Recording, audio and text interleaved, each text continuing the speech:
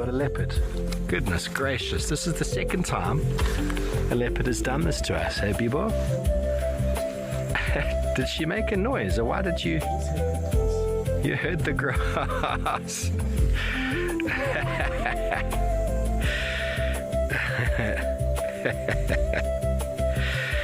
Yep.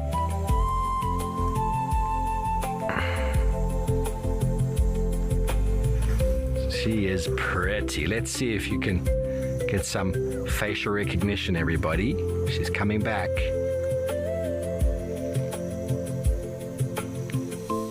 Very relaxed. Now, if a leopard wasn't relaxed, she would have taken off by now. This might even be an adult female.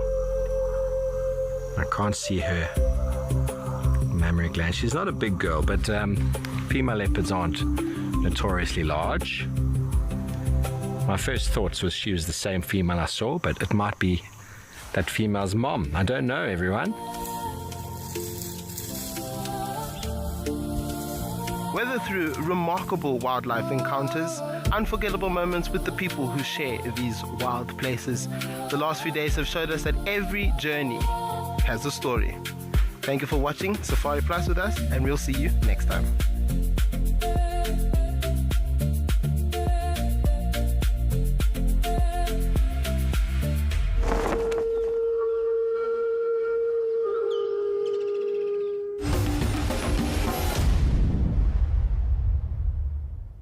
Kills and carcasses. Viewer discretion is advised.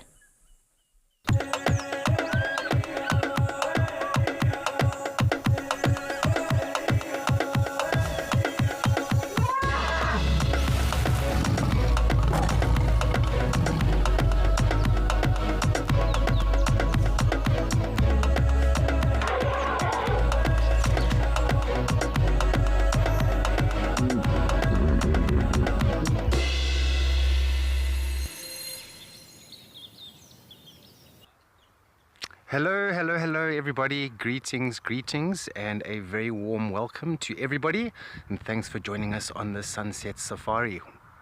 Hopefully it's going to be a good one, and with a brand new afternoon comes brand new opportunity to see hopefully some unique wildlife, and of course unique experiences as well. So hello everybody, welcome, thanks again for joining us. My name is Andrew, Morgan behind the camera this afternoon, and yeah, we're hoping to find some cool animals this afternoon, big and small, and yeah, dive into some cool topics and maybe some storytelling as well. Alright, we'd like to show you a highlight from this morning from one of the sightings that we did have, so let's go check that out and see what it's all about. Oh, everybody, I don't know what's going on this morning. These elephants have been doing some aerobics this morning. I don't quite know. They've been doing some strange things this morning. I don't know if they've eaten some plant that they shouldn't be eating. I don't quite know what the story is there. But something is happening here this morning. They just seem in a very different type of a mood. And I mean that. I'm not trying to make a joke or anything. Oh, here comes round number 2 here, as one elephant goes out and makes space for another elephant. This is one of the tuskless females. And she's a bit heavier than that last elephant that went in there. But yes, if an elephant had to get stuck in here, you'd find that they would probably help. We have seen this before, here at Amakhala even, that one of these young elephants fell into a swimming pool. And as quick as it fell in was as quick as it was pulled out by the rest of the herd. Oh no, come on. Please don't use our vehicle as a scratching post. I'm trusting you.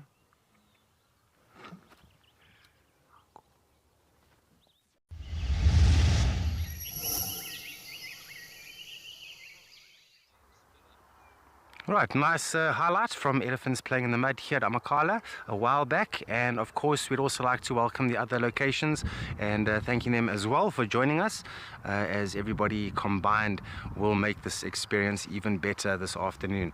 So yeah, we have high hopes of some really cool things to happen, and yeah, we're gonna go pretty far. We're gonna head off to the basin, but before we do that, I'd just like to remind everybody that we are live, we are interactive, which means we'd like to hear from you. We'd like to hear some of your experiences, and also you can hopefully ask us if we can find some cool things that you're interested in, because a big part of being a guide and the experience is fulfilling those hopes and desires that people might have. So let us know about that, and any questions and suggestions are always valuable to our experience.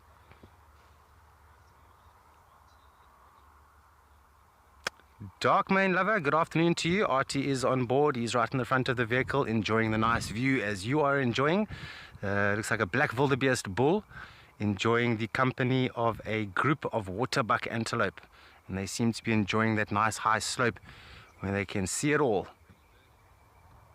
Righty, so from some mammals to some birds, we're going to send you over to Ian. He's got a bird for you. Let's go and see.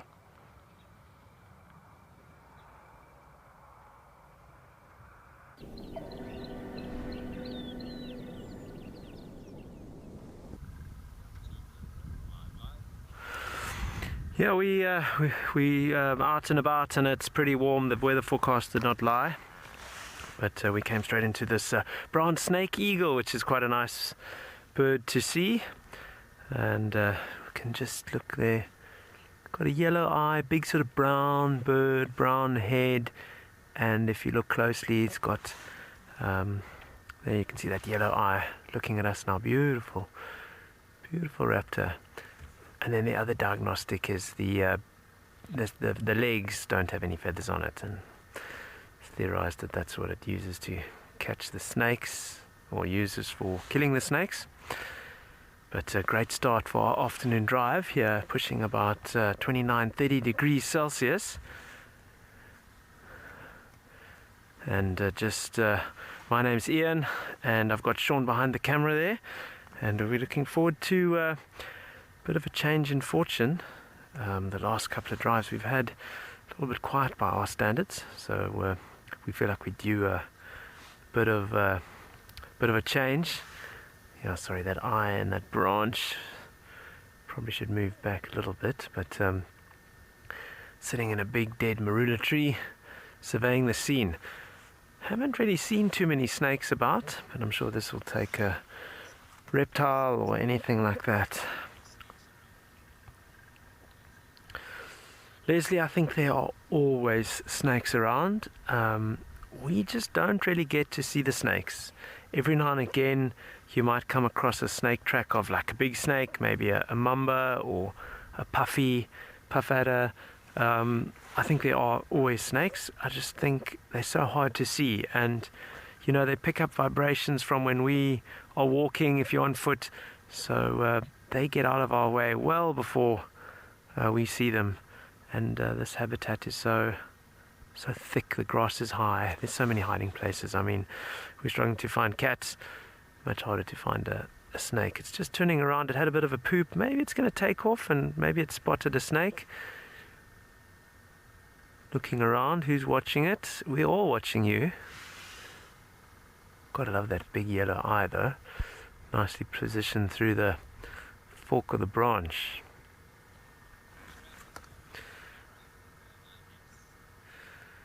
Well, this nice start for us. I think we've got some work to do. We're going to keep going, and while we head off, let's go and check in with the lioness Imara.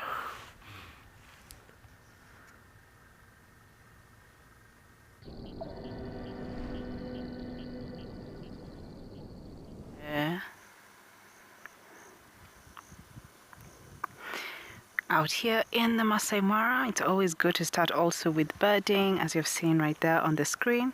And now a chance to switch over to something a little bit different. Our lioness still eating the topi. This is Lola eating a topi. I don't know when she made the kill. I'm guessing last night, because it does seem to have been eaten a lot, and she seemed to have dragged it out of the seasonal river area where she had kept it this morning. So we got to see her going downwards, and the time we got to her in the morning, she was mostly muddy. So it looks like it might have happened, maybe she chased the topi, maybe the topi entered the muddy area, which is part of the seasonal river, and maybe that's where the whole commotion happened. And she's definitely enjoying it. And you see now she's hid it in this bush. So from down there, the laaga area, now to this bush. There's different reasons to why she's doing this. Obviously, one, a bit of shade, which is nice. Today's been hot, hot, hot, and we enjoy it out here because we get to see animals wallowing and trying to cool off. And also for us to see, oh, Lola, she's very strong. Look at her, trying to either pull it out or push it back in. Also with vultures, they won't spot it. Vultures really rely on eyesight to spot any kill. So if they did see a kill from high above, it would have been a good signal to other scavengers. Vern, yes. I wonder who the babysitter is right now. I hope the cubs are all behaving also. But her tummy still does look very much like she's still feeding them. And also it is full. Look at that. Thank you, James. She's really gone in with this topi. At first, James and I were wondering, whoa, is that a wildebeest? Because it was very dark and we couldn't tell. But, you know, the mud was the one covering a lot of the topi, kind of, let's say, the characteristics of a topi, the color, the blue jeans, yellow socks. Oh, wow, she's really pulling it out now. I don't know how she got it into this bush, because it seems like the bush is holding the topi instead of the other way around.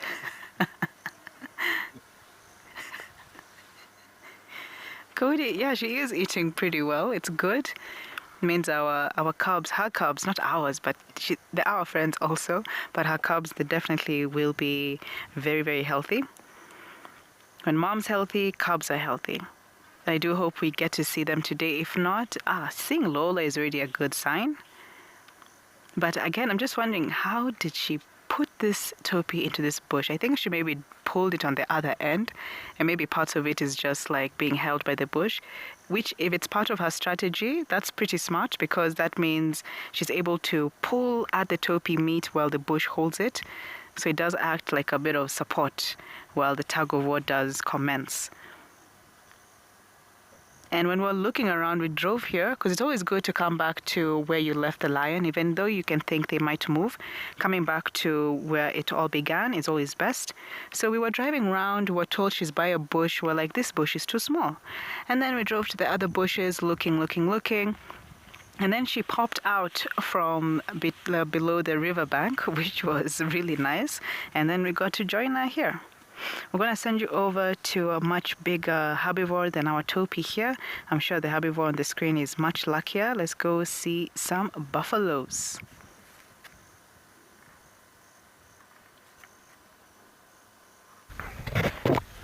Okay, good afternoon everybody, and a very warm welcome to you all from wherever you may be tuning in from, and welcome to Sandringham. We have a lovely herd of buffalo here with us this afternoon, and my name is Daniel Fisher, and on camera this afternoon we have got Muscles Mpoza. What's happening? Okay, well, thank you for joining us. This afternoon we've started at the watering hole that we ended our drive with this morning. The herd of buffalo is just coming down to the waterhole this morning. The waterhole is a little bit further up ahead here, and they have just moved off and are resting in the shade of these guaris here. So we had a few options that we thought was going to happen here around the watering hole this afternoon, which is why we started here. We were hoping to either find these buffalo or the lions that were, I'm assuming, still a little bit further south of where we are. I thought they were kind of heading towards this watering hole, and it wasn't that far. So that was an option, this was an option, and luckily the third option was nothing, and we were pleasantly surprised that it wasn't nothing. And there are a few little calves there as well, continuing with our Thursday baby theme. And this very healthy, happy herd of buffalo, just taking it easy. I'm blown away with how many yellow-billed oxpeckers there really are that must almost permanently live on this herd of buffalo and really moving between other ones.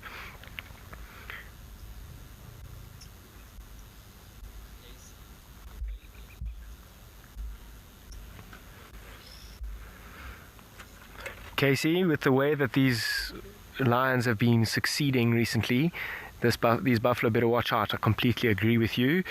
These lions are on a form like they haven't been in a while. Who knows, actually, maybe they are as successful as this always, but we don't always get to be as much of a part of it as we have been over the past 4 days. Wouldn't it be amazing? I mean, actually, when it started our luck, it was lions, the Black Dam Pride, hunting this herd of buffalo, and there was a lion that kind of jumped on the back of the buffalo, but the buffalo were too smart and turned around and chased them away. So they are trying, maybe with a bit of extra confidence that they've gained this week from the wildebeest that we watched on Sunday, then the giraffe on Tuesday morning, and this morning we didn't see, but they did eat another impala. It didn't last very long, I don't think. Maybe they are getting the confidence. And I think this evening at some point, this pride of lions is going to come to this watering hole, and they will probably pick up on the smell or the scent of this herd of buffalo and potentially get into pursuit, particularly if those males are around and the females know that they are not too far behind. The females may orchestrate a hunt on their own, get into the herd, isolate an individual if they can, and as soon as that bellow gets let out, the males will be running in here. Alex, which sense do the buffaloes rely on the most? Their sense of smell is their strongest asset. They are incredibly acute to whatever the wind is bringing towards them. They also hear very well. They can see well as well. And in an environment like this, there are just so many eyes and ears and noses constantly looking out for danger. But their sense of smell is something that you've got to be ever aware of. If the wind changes, they will pick up on you very quickly. It has been an incredibly hot day this side. Ian was mentioning that he's not so far away from where we are, and we'll have similar weather patterns. That being said, similar can often be very different, even at 50 kilometers away. But yeah, this is kind of like the first look into what summer is going to be like. It's starting a little bit early, but I'm excited for that. I love summertime in the bush. The game viewing might not be as predictable and as good, but when everything is green and smells lovely and the air is crystal clear. Okay, I think this is a great start to this afternoon's drive. I'm going to slowly head towards the water and see what else is going on there. And while I do that, let's go have a look at a highlight of a brand new baby buffalo being born with Steve. That is the nose and the feet coming through. You can see all the mucus of the placenta coming out. The buffalo herd is standing very vigilant around this female. Unbelievable. I've never ever seen anything like this in my life.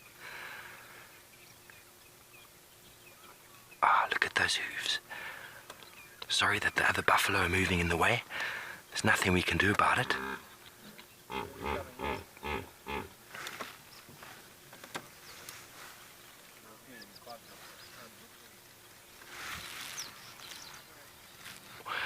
She doesn't seem too stressed, but the herd is quite anxious. It's quite a tricky position to be in. I'm not sure how long this is supposed to take, but you can see the hooves and the nose of that youngster as it's starting to come out. Incredible stuff, ladies and gentlemen. We will have other vehicles in the sighting, so if you do hear vehicles, we do apologize. Yes, Linda. Linda, she can do it, she can do it. Yes, she can. See the hooves themselves are very unscratched. Yes, Michelle. Fantastic stuff. Amazing, Michelle. I'm speechless. I don't really know what to say. Yes, Paule, those are the front feet of the hooves and the nose. You can see other youngsters jumping around. This one seems to be a little bit late. They generally breed in January. So this one's about 2 months late. I don't know if this is normal that it's taking so long, but you can see how the other buffalo are very interested. They know what's going on. The males are standing around in guard. They know that they can't move off because this female will not be able to follow them for some time. Here it comes, ladies and gentlemen. Come on, the final push. There we go. The hardest part is done. Come on, ma'am. Be a good mother. Squeeze, there we go. This is so incredible, ladies and gentlemen. So incredible. Come on, mama. Everyone's cheering her. We're all cheering her. One final push and we'll see the explosion of fluids as the baby is ejected out. There we go. The eyes are open. The eyes are open, ladies and gentlemen. Here it comes. Final push. The ears are starting to twitch. Happy birthday, baby buffalo. There we go, ladies and gentlemen. Oh my word. Did you see that? And out comes the placenta. Now the female will turn around and lick the baby. She'll lick it, try and get it to stand up. It needs to stand up within minutes after birth so as to be able to follow the herd. Here we go, Mum's helping it up. Come on, there we go, little one. Oh my word. It's very shaky. It's very shaky on its legs. Look at the umbilical cord. This is so cute. I have no words, ladies and gentlemen. I have absolutely no words. What a proud mama. What a little gorgeous baby that is.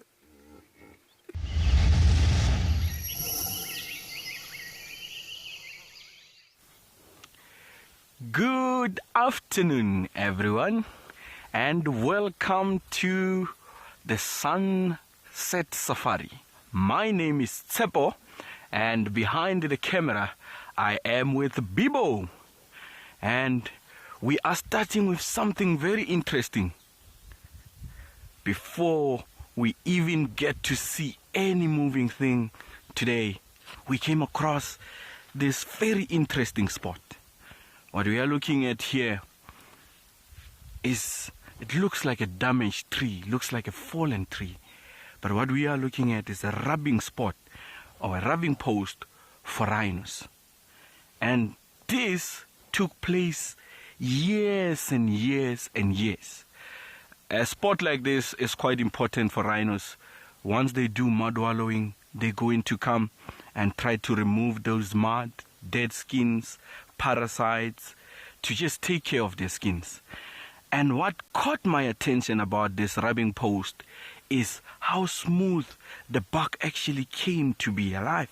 It looks like a furniture if you look at that, and how shiny it actually becomes. And this is not a dead wood that is under the bark. This is the outside layer of the bark. But with constant rubbing, it became so smooth, like a table. Look at that. So to us, this is a tree. But to rhinos, this is more like a notice board. This is where they leave their messages. Oh yes, Arthur. It looks like it took a carpenter's precious time to vanish and show off the skills.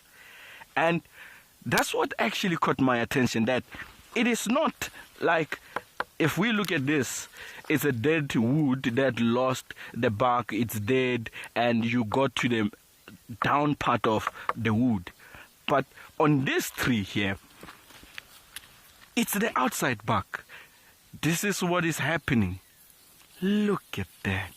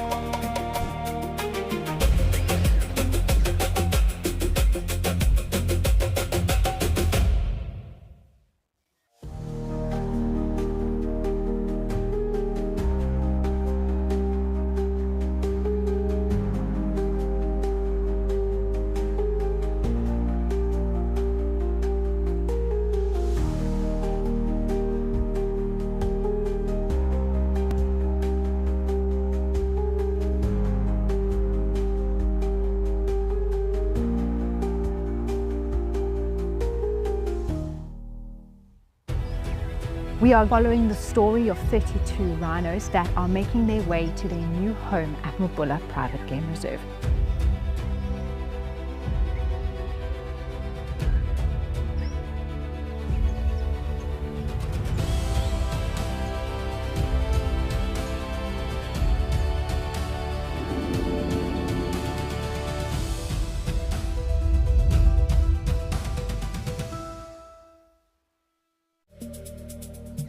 Are you ready to turn your travel dreams into a reality? Africa is full of exciting adventures and stunning wildlife. This isn't just a journey. It's a once-in-a-lifetime wildlife adventure I'd like to take you on. Join me, James Henry, and connect with nature.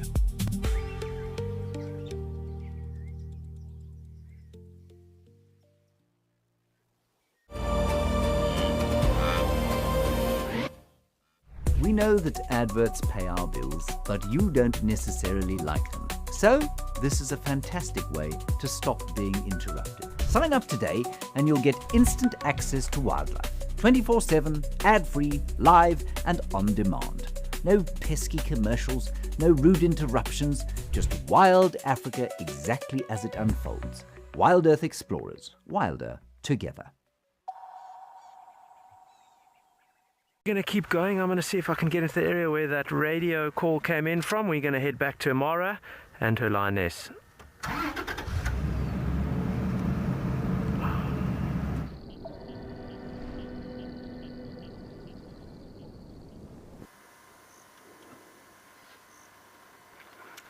From our vultures, the scavengers, still here with our lioness.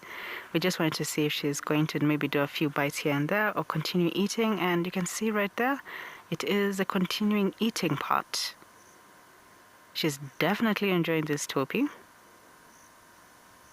Oh, look at her. This bush is doing so well. It's holding the meat for her so she can just tag as much as possible. And I know that maybe towards later parts of the afternoon, we'll still come back and see if she's still here.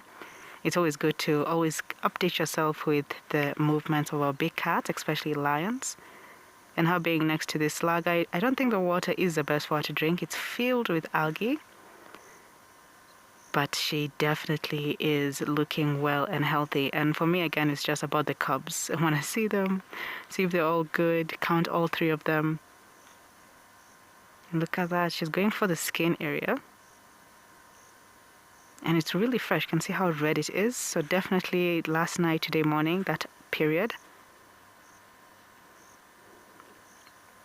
And for her hiding it here, it's like when you saw those vultures, but the vultures, they won't see this. She's hidden it so well.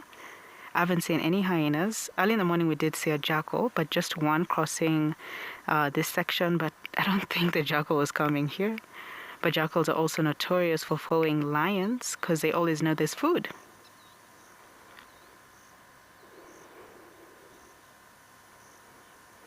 Dennis, ooh, you've caught me. You've caught me. People keep on saying laaga, bila shaka laaga, and all the other types. So I'm just trying to guess, most likely it being this type of structure where it is a bit like of a river, but it's not crossable. It's a bit of a deep. If I can, there we go. Thank you, James. If I'd like to show you. But you have caught me up. Someone who has actually just been saying laaga without even trying to really search what it is. Even Big James is laughing at me.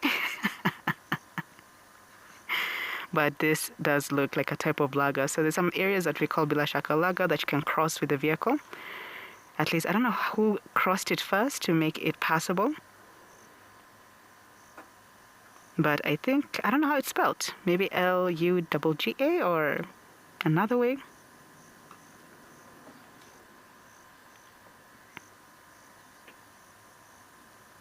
But I'd like to try a guess. Maybe something of what we're seeing here. But ours is not too dry. It does have a bit of water. That's why I keep on saying maybe seasonal river or a laaga. But oh, you've got me there. I'll just say a little tiny valley, if I can. But looks like she's chose the best spot. Look at the sun's direction where the shadow is just casting over her. Talk about being precise. Put it in a bush. Don't be far from this area where most likely even the cubbies are. Have the food in the bush. Keep cool. And also, like, it's just amazing how she's thought about almost all the different outcomes. She's really enjoying it. I love seeing her eat. I think I'm enjoying Lola more and more. Not only is she gorgeous, but she seems like she's like a chess player. She's thought of 2 moves ahead. Yeah. Amazing sighting. Beautiful as always. It's always nice to come and get updates. And again, we haven't seen her in quite some time. We've only been seeing her from a distance, so I do highly suspect the lioness that we saw yesterday towards the end of the drive, that was her. She was going towards buffaloes. It looked like she was hungry and on a mission, and I'm so glad that her mission and goal was achieved by this toping. It is quite sad, but it is very much the cycle of life. Not much you can do about it, because Lola also has her new life, her cubs. And for her, she must take one to feed one.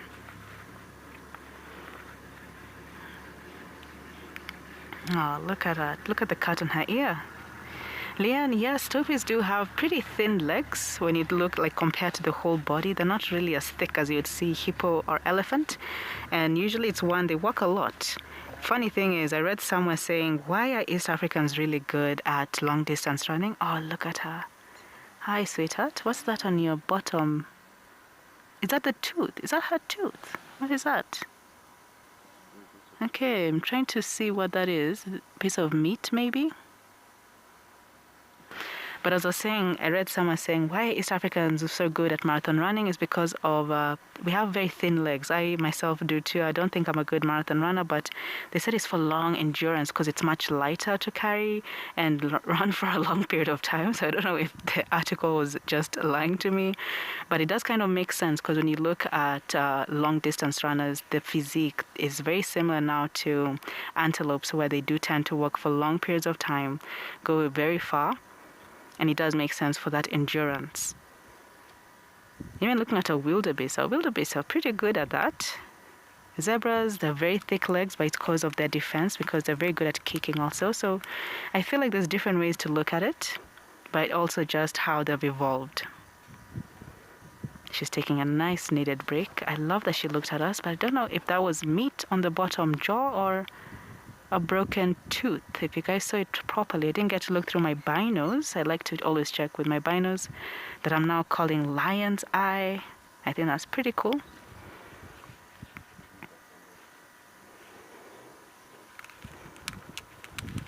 Justine, they could be a little bit of kilometers away, and thank you for your question. I am assuming that they're most likely hidden in some nice thick bushes. And if they behave, I hope they're behaving, because we haven't seen them either, that they're staying where mom told them to stay. And if there is another female around who's maybe being a babysitter, then the better for them. But such occasions with a kill, maybe once they get a bit older, she can be kind of going and getting them to bring them back and eat the meat.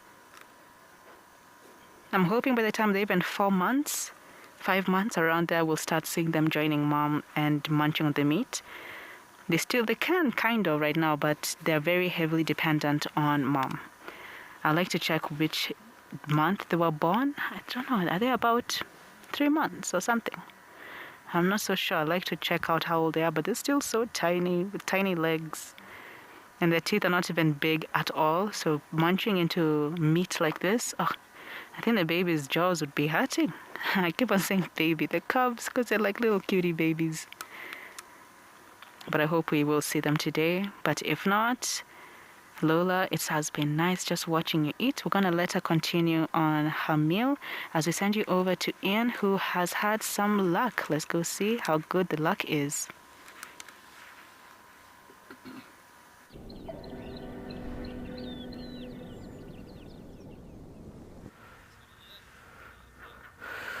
Well, once again, the leopard gods have favored us. We were complaining a little bit that it's been quiet, but we've got some spots.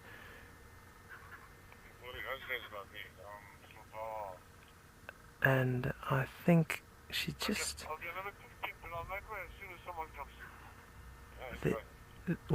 there is another sighting running, so this is another leopard, so there are 2 leopards. I'm trying to figure out what's going on. But we were just coming into that sighting, and Sean spotted her running across the road. Beautiful.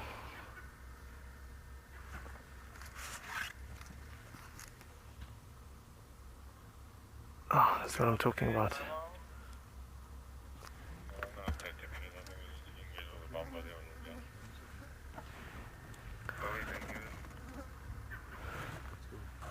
just gonna go a bit forward.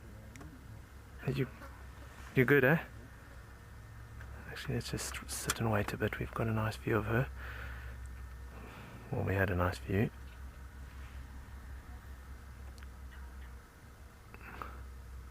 She seemed a bit skittish, so that's why I'm a bit reluctant to move the vehicle. And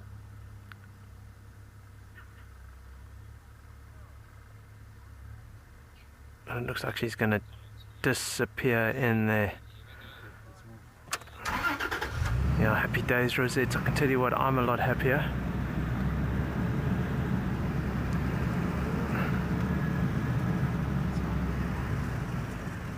Just got the back of her.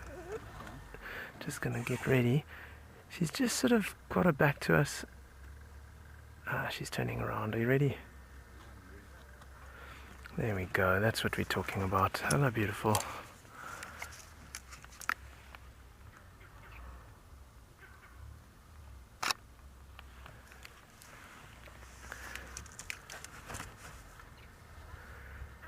There's quite a bit happening. I think there's another leopard in a kill here, what I heard on the radio, but one in the hand is worth two in the bush, as they say. And we've been looking for leopard for a couple of drives now, eh, Sean?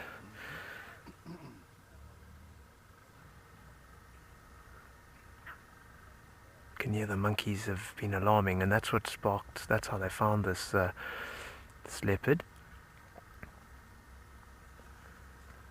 It's quite close to one of the houses here on Little Gari, and yesterday was the same. They heard the leopard, they followed the leopard. It's been giving some of the guides a run around. They had the trackers out looking, following, and finally we're rewarded. So patience is definitely a virtue.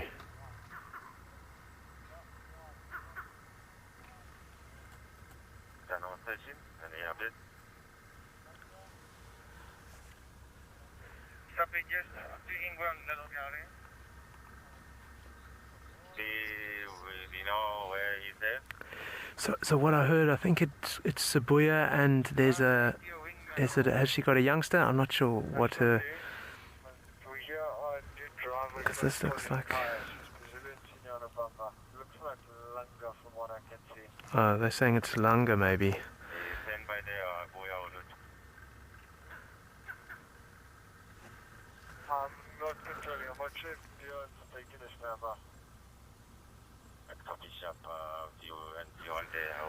Her left spot, she's got sort of 2 and 2 in a like a V shape.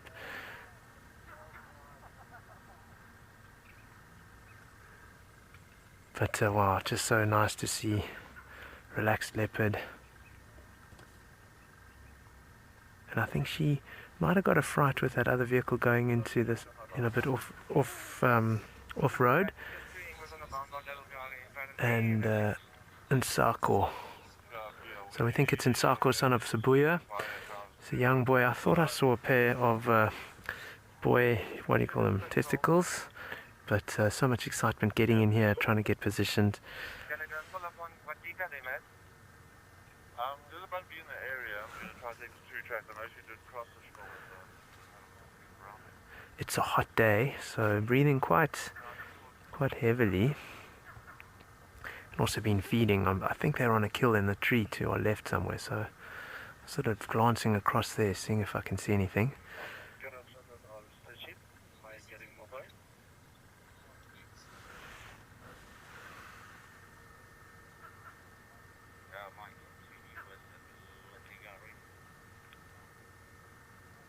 Oh, there you go, the eyes are a little bit closed. Found a nice shady spot though. That monkey's still going.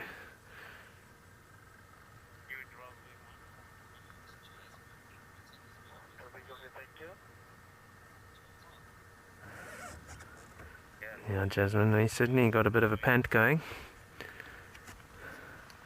But, I am delighted. It's getting a little bit of a complex not finding leopard for so long. And, here we go, and hopefully we're going to see the other one shortly as well.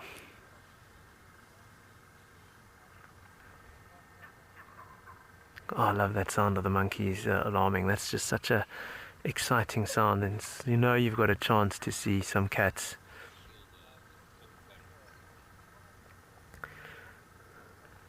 My director's just sending me a comment in my ear. I'm not sure if I can comment on that one live, but definitely it cures. Let's just call it the psychology. You know, you're in the Sabi Sands, it's got such a reputation for leopards, and you kind of arrive here with these massive expectations. You think there are leopards around every bush. And we've seen leopard tracks, we've seen lion tracks, we've seen TP twice, we had Rolani, and now we've got another 2 potential leopards. Well, hopefully the other one is going to show us as well. But yeah, very happy about that.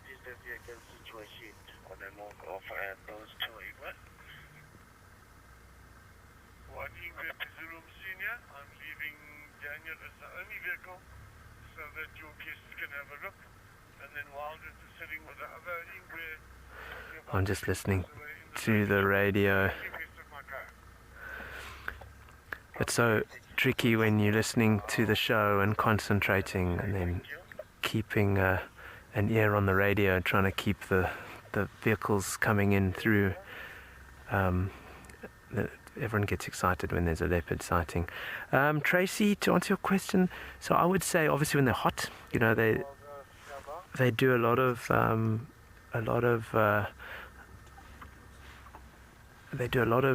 that's where they sort of sweat, and so that's how they cool themselves.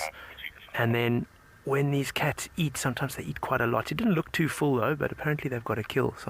Sometimes when they eat, their stomachs, particularly more with lions maybe, their stomach fills up and kind of pushes against their lungs, so they've got to labor their breath to get the breathing and the panting. But also it did do a little bit of a bolt, so maybe, but no, it just seems to be in the mouth closed. It's just the throat looks like he's breathing through his nose, I guess. But pretty cool.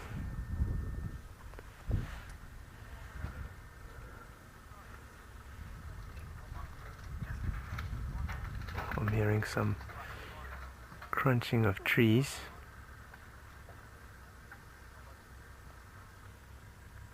I think we drove right past that other one, but anyway, I was just following the tracks and it led us to gold. Spotted gold.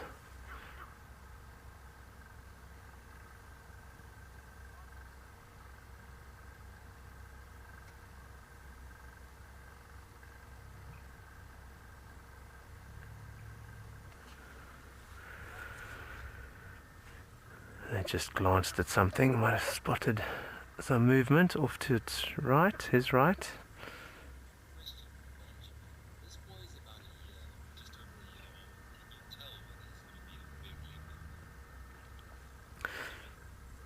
Benjamin, I think, you know, just by, I would assume he's going to be a big one, especially if, you know, you take some of the big male leopards. They have to be big to survive here out here with all this competition. You just think of TP, who I know he sort of works the area, and then I've heard about the Notton's male being pretty big. I'm not even sure about all the male leopards, but I'm pretty sure they're all colossal, so I would say there's a good chance he's going to be big and strong. He's still got that pink nose, and he's still got that sort of curious young leopard look, which I've seen before.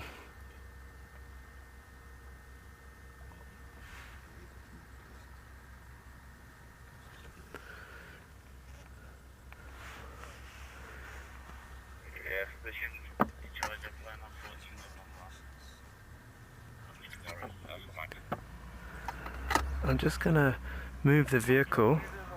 I'll just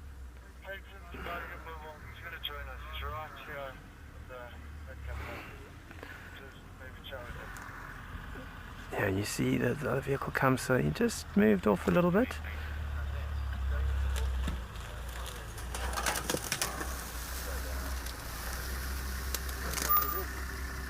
Hi, morning, afternoon I mean.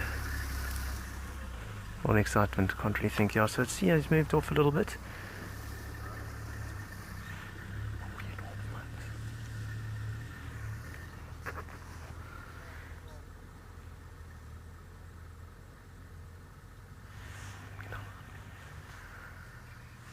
So I think let's just reposition. I'm going to see if we can get to that other sighting.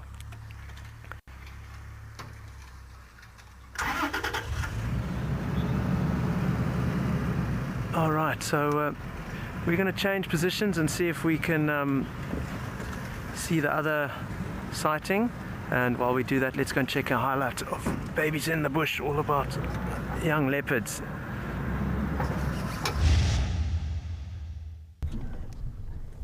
She's calling the cub. Yeah, man, Cedric, you've got this right, I think. It's only the one cub here.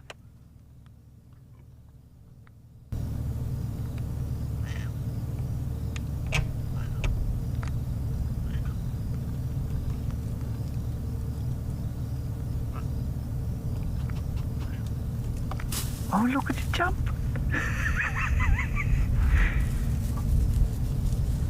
I think she's going to pick it up.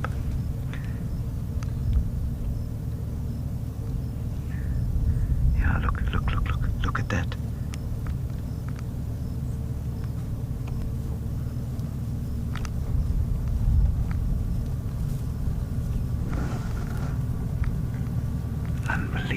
Unbelievable stuff. Oh, man.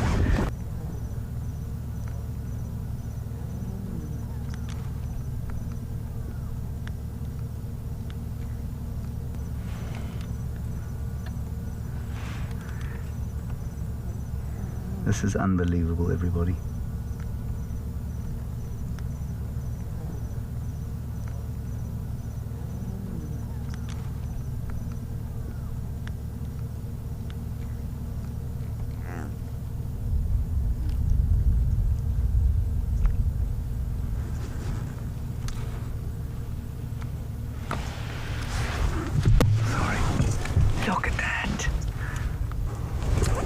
Sorry, I'm in your way. Don't cry, Charlotte. It's so beautiful. We're not going to follow from here, everyone. We're just going to let them go. Oh, that's just magical. Hey? Look at that.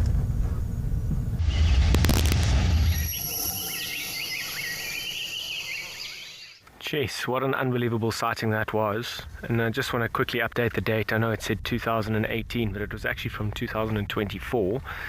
So 2 years ago. What a special sighting, and to be a part of something like that. You can see it on James's face, how special that was. Okay, and coming back to Sandringham, we've also had an interesting kind of... Sorry, turn that down. We had an interesting turn of events this afternoon as well. When we went from that buffalo herd, we kind of went across the watering hole and we chatted to some guys who were fixing a road, and they said that those lions came through and chased those buffalo onto the other side. And I quickly walked in there, and I'm pretty sure I got a growl. And as I came in here, we got interrupted with our off-roading to find those lions by this herd of elephants who are all around us. And I've got nowhere to go until the elephants move, so that's what we're doing. We're spending some time on the side of this watering hole with this herd of elephants who are just comfortably feeding. They've also come down for a drink this afternoon, and they are all around us. There's one right in front of us, which is the one that we are all looking at. Young little teenager, just feeding and minding its own business, making sure that it can hear everyone else around it. Walking through the thick bush, that's kind of what we're trying to get through here. And I'll be honest, the terrain is not so easy. Okay, well, it seems like Ian is on a leopard roll. Welcome to the Sabi Sands. Let's send you over there quickly.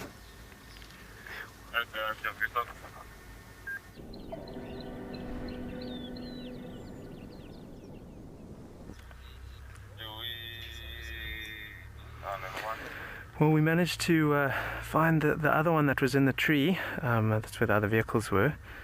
It's not the best view, but it's still a leopard eating an impala in looks like a tamboti, so happy days. They thought this might be laaga, but it doesn't really matter for me right now because just great to see two leopard in a drive. Happy days, very happy days. Sean, we talked about this. Sean told me he was going to put some good vibes out there, and it looks like it worked.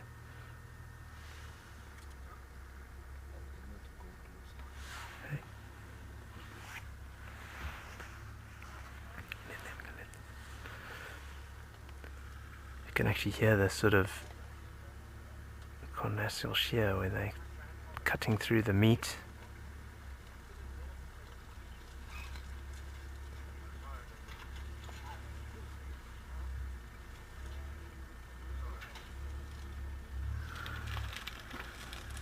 And I don't think it's too bothered by us coming here. And this was the one that the monkeys were calling at. But yeah, Julian, it's been pouring.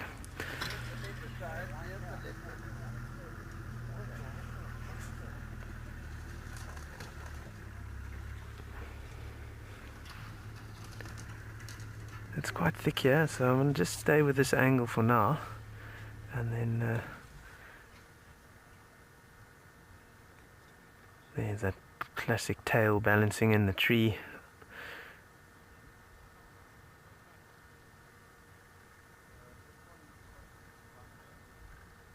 The other guide that's just come in has just confirmed that it looks like laaga as well, so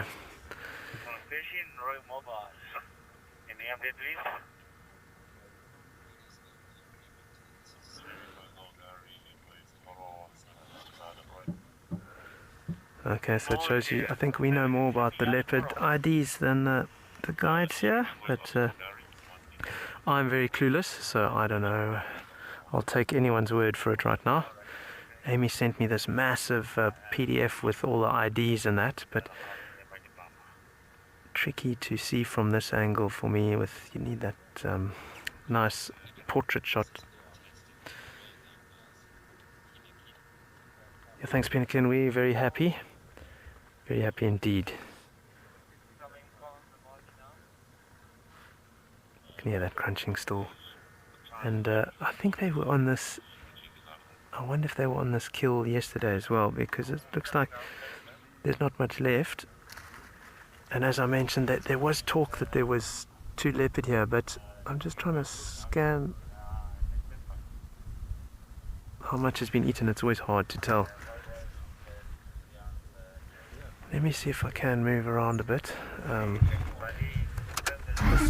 We're getting quite a lot of interest in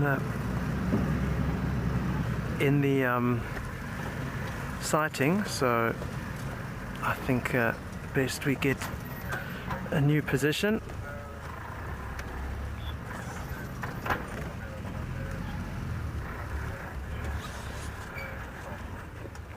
I don't know if that's going to be any better, Sean.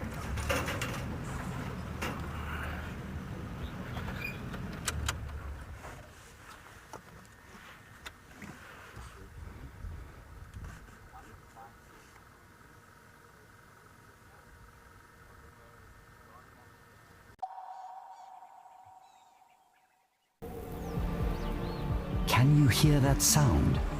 The way it grows, the way it calls you to come alive. Can you feel the rhythm? The way it beats with the land? Do you feel alive again? Or maybe you never left. You don't just visit the wild, you return to it. My name is David. I have a wealth of experience being in African bushes for so many years. It gives me a lot of joy when I am able to translate what is happening on the ground. You're looking good. Jumbo to all of you. Let's go. Before you go back home, as my guest, you're going to take home a memorable safari experience.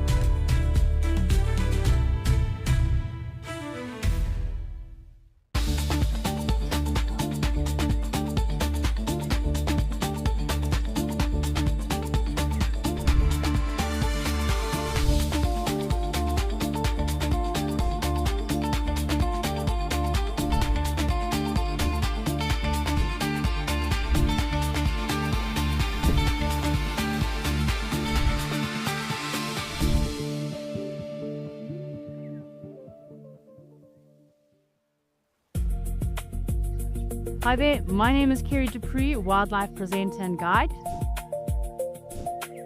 What I love the most about guiding is being able to share my love for wildlife and nature with my guests. Very exciting to find those cheetah boys on a kill. Being passionate about your job makes the world of a difference because your guide definitely sets the tone of every adventure.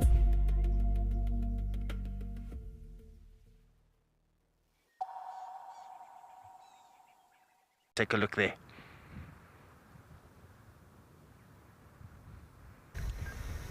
Okay, how awesome was that? Leopard in the Sabi Sands, elephants drinking here. We are still around this waterhole and we still can't go anywhere, but what a place to be stuck. I mean, we're not actually stuck, but there's just elephants all around us, so we are stuck in this place and we are just watching, listening. And in actual fact, I think there are 3 of the big 5 within a few hundred, well, not even 100 meters of where we are. We've got all these elephants around us here at the watering hole. We went past the buffalo herd, which I can still hear the oxpeckers behind us. They can't really see them because they're just away from the dam, but I can hear them. And the elephants, and the lions that were here that chased those buffalo are sitting somewhere behind us here. They did run off. Didn't really get a look, and I can't get any closer from here, so it'll be interesting to see where they've laid down. But this is the place to be this afternoon. This beautiful watering hole.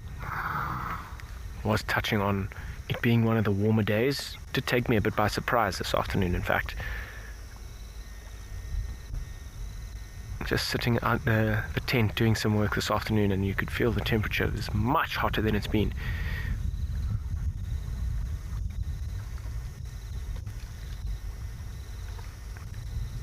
It's a peaceful scene here as well. I was really hoping that with all these elephants all around us that they were going to bring the attention towards those lions that are lying around here somewhere.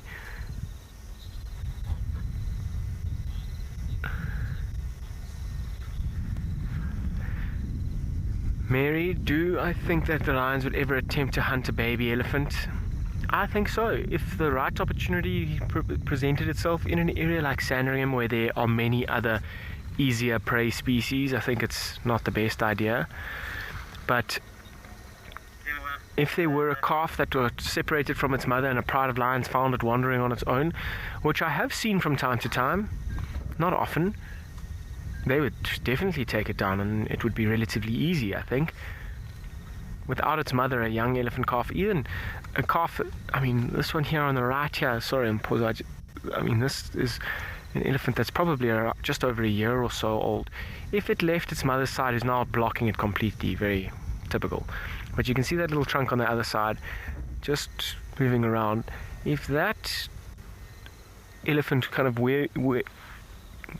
disappeared away from its mother in this long grass with those lions lying around, I almost guarantee you they would at least attempt it. And I don't think it would be that difficult to take it down, particularly if those males are close by. It'll take a few seconds before the mother even realizes what's going on. You see how close it sticks to mom though.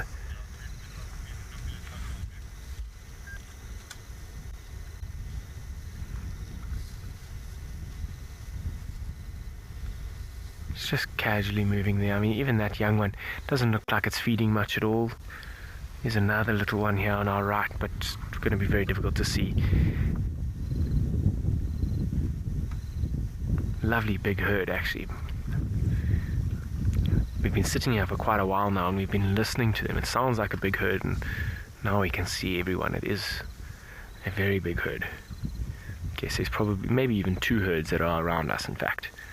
Here comes a big female. Is she going to keep going?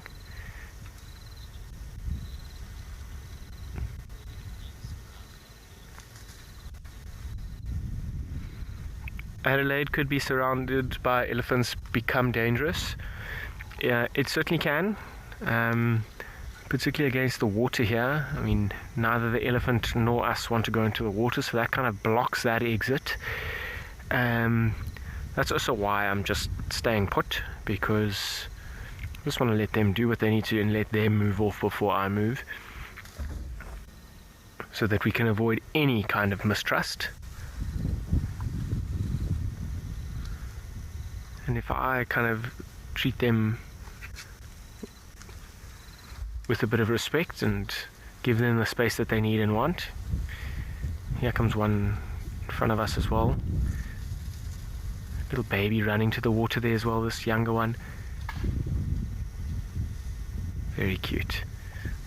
So for instance, I mean all the elephants are around here, but if that little one even ran towards the water like that, and there was a crocodile or something waiting there, it would definitely attempt, but the abundance of all these other elephants around here would come to that one's rescue very quickly. Here comes another group down to the water.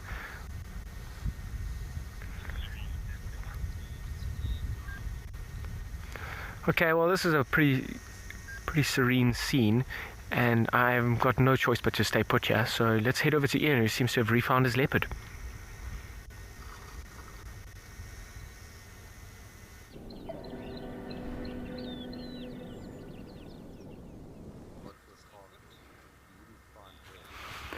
Well, we've repositioned, and slightly better view, I think. She was standing up at one stage, now she's licking. You can just see a bit of claret there from the impala, so a bit of a better picture from this side, I think. But yeah, quite a thick tree that she's chosen. There she gets up again. Right, he's going to walk through the drainage. I'll watch the drainage, I'm coming around. Lola's coming to you.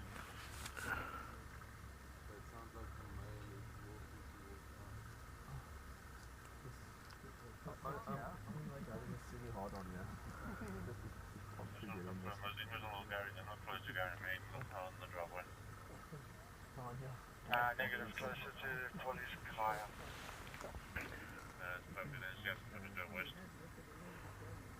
But yeah, nice. It's actually quite a bit happening. We're behind another vehicle, and there is a hyena that I just saw that's disappeared behind this vehicle. But she does not seem fussed, because she hasn't even looked at the hyena. And the hyena's disappeared into the bushes.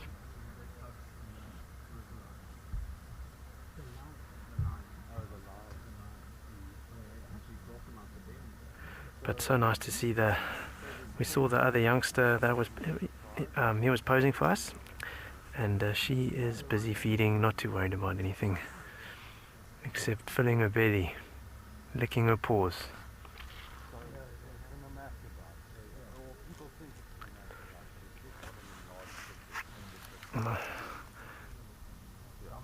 Head is just hiding behind a branch, obstructing my view, but it's just amazing. I'm scanning, looking at that impala, and it's sort of hooked. Oh, she moved. I think that hyena came under the tree there. That's why you saw that movement. Yeah, Bianca, they normally start the hind court, like at the backside there, and then they'll go through for the stomach contents, and then usually the legs and the head are left for last. But she's just a little bit uncomfortable. There's a hyena running around underneath here, but very tricky to see anything. You can see this thick tree, and it's very thick. We're on the edge of a drainage line, and just you heard a lot of branches cracking when the vehicles get in, so tough to drive in here. You can hear that other vehicle revving quite high.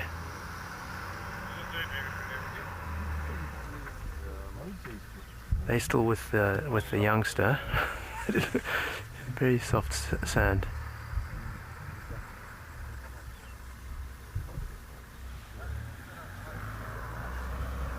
And there you can just see the hyena. Sean's managed to spot it, smelling foot scraps. Maybe something's been dropped there.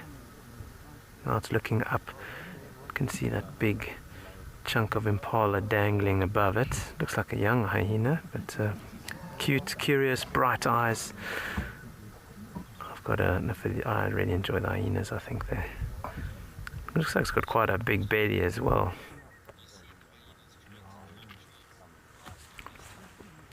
Justin, I haven't seen the hyenas try and climb trees, but I've seen them try and, you know, they sort of get on their hindquarters and they sort of half climb up. But that would be quite cool to see, although this tree looks pretty difficult.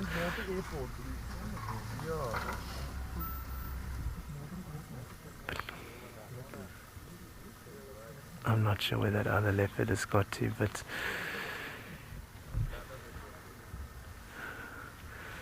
nice to see the hyena as well.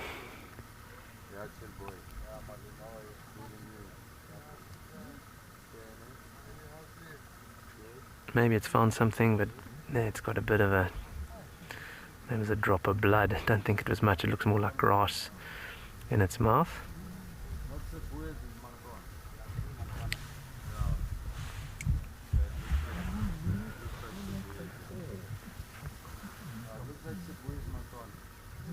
So yeah, the guys are now agreeing that it could be Sibuye's youngster. The other leopard, I've just got a visual, but it's in front of the vehicle. It's really hard to move here.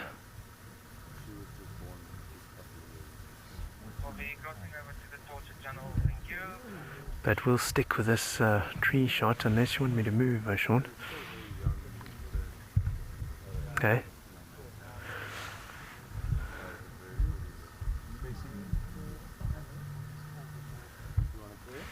Let me just move, see if we can see the other leopard. It might come and join and climb up the tree, and I'm not happy with my vehicle positioning.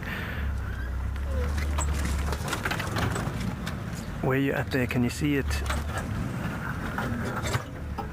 I'm going to stop here because at least... Are you good, Sean? Hey? No, but at least can you see the bottom of the tree?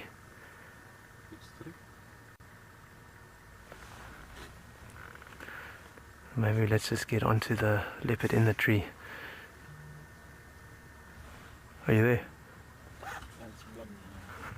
Oh, sorry everyone, this is... How's that?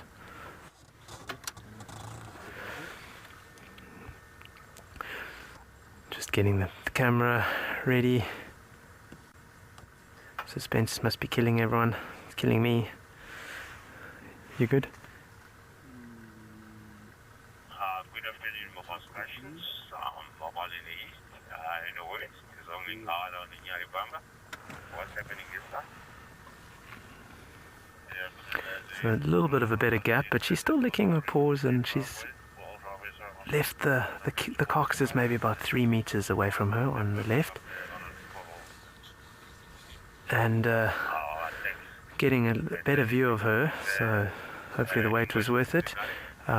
I did see the other youngster coming, and that's why I wanted to move the vehicle so that we might get a chance if she does come. But there is a hyena directly under Sibuye.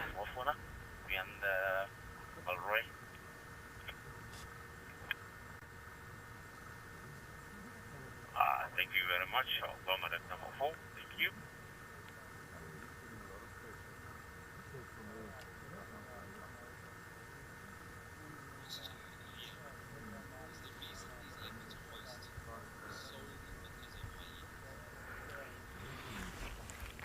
Liam, I think that's probably maybe 85% the reason. But lions also can steal a carcass from a leopard. Even wild dogs. I've seen wild dogs chase a leopard up a tree and had to get its kill up the tree. So yeah, I'd say the dogs, the lions, and mainly the hyenas.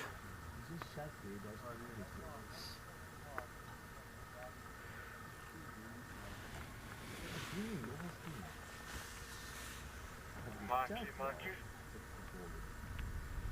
As well. Yeah, if you give me another 5, I'll make space. This is Dora's now at the base of this senior with the fuzzy. Alright, could be. Yeah, line the neutral, right? Thanks, Okay. But I don't think she's going to come down in a hurry. Although this, like I said, this hyena that's at the base of the tree is a bit of a youngster. So let's, looks like she's going to lay down. Her young leopard is somewhere at the base of the tree, but out of sight, I can't see it.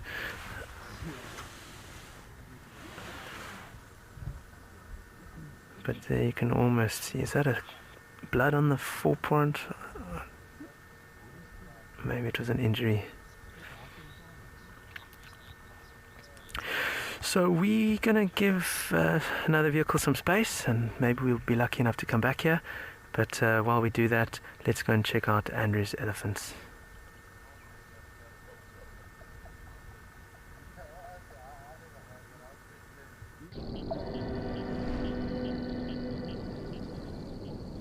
And always nice to be considerate to other guides in game reserves. So yeah, big ups on you, and we totally understand. And we are back with, well, still with these elephants over here, and they're definitely not moving anywhere. And I don't think we are either. While we've been here, we haven't even seen a sign of another vehicle, and we're all good to go here. Lots of movement down there when you look really closely. So of course we have the elephants, but it looks like there could be some kudu and impala down there as well. It might be a bit far for everyone. Everybody just enjoying these nice open spaces.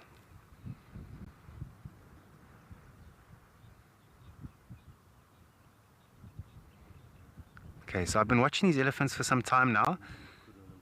Okay, thanks Morgan. Morgan's on the kudu and the impala. Look at that. Isn't that wonderful, eh? You've got it all in one scene here. Yeah, the kudus are so much bigger than the impalas. Especially those bulls. They are really proud looking animals. Oh yeah, look at the elephants. There's been a little bit of a development in their movement. They've just shifted. I don't quite know what happened there. And I see one had its head up, which is a sign of being unrelaxed, uncomfortable. So I think there was a bit of communication here, a little bit of a, I don't know, maybe a squabble. We can't hear any of the communication happening here. Maybe some commands were given by the matriarch.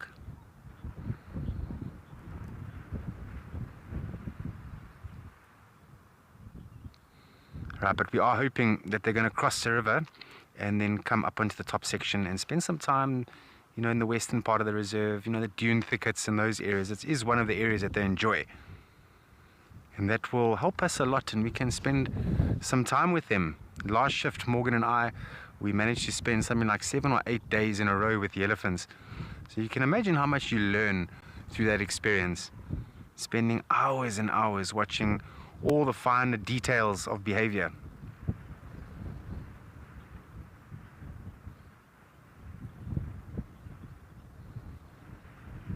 So I think they're getting cold at the moment. There's a bit of cloud cover coming in, forming some shadows in the basin here. Is that Masuka? Sorry if I'm pronouncing that incorrectly. Always wonderful, isn't it? Yeah, we are very lucky to be able to spend time with these animals, with these elephants of Amakhala. They really find a way into your heart, these animals. I mean, all animals do, but with any nature lover, with any guide, there's going to be that one animal that really just creeps into your heart. And for me, elephants, 100%.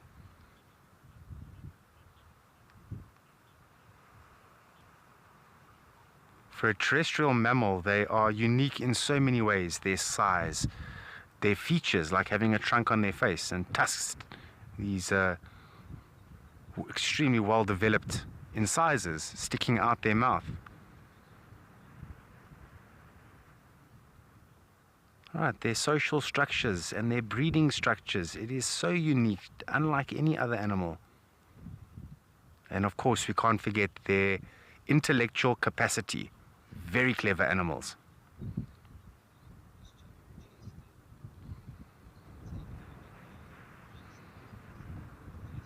Chester, hello. Yeah, if we had to take a drive down there, it'll take Morgan and I about 25 to 30 minutes, about 25 minutes to get down there, because the road to get down there is treacherous.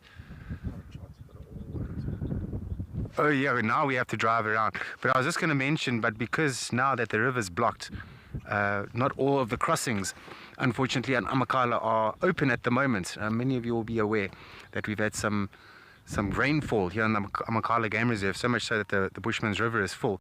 And a lot of those crossings are uncrossable. So it means that you have animals that are so close in reach, but you have to drive so far. But on a normal day, if the crossings were open, all of them, the one that's down there, then it would take us about 25 minutes.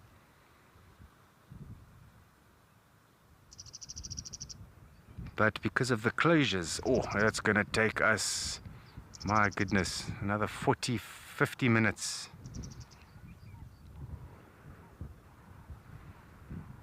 But we are happy about the rainfall. Now, the Bushman's River is looking absolutely wonderful, everybody. And you can imagine just the sheer delight when you are used to seeing a dry river. And a river is supposed to hold water, you know, and it's just so odd to see a river that's dry for years and years and years, and then suddenly it's full over a period of no time whatsoever. Christmas definitely came early this year in Amakhala Game Reserve.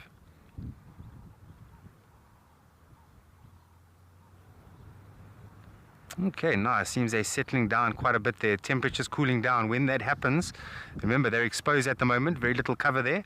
And as soon as they start moving, they're going to start trekking. And we can maybe expect them to climb on top of the ridge and go to the west. But by the same token, they might go further into the riverline.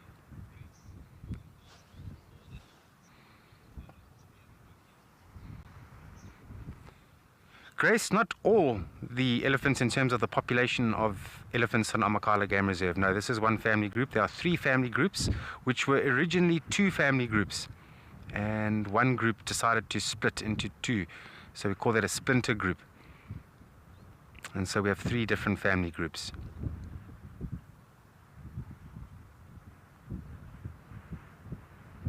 It's interesting, you know, I teach my students as part of the syllabus that we teach them the difference between individual, community of animals, and then a population of animals. And what does that mean? So obviously the individual, so when we look at a herd of elephants like this, it's going to be made up of individuals, of course.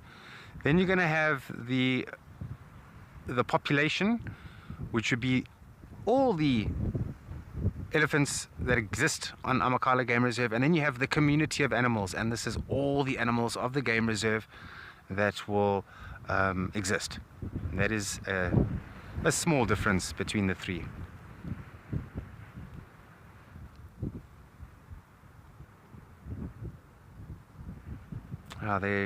Some of the young bulls look like they're having a bit of a wrestling match in there. It's always a good sign. It means that they're comfortable, calm. No commands have been given by the matriarch.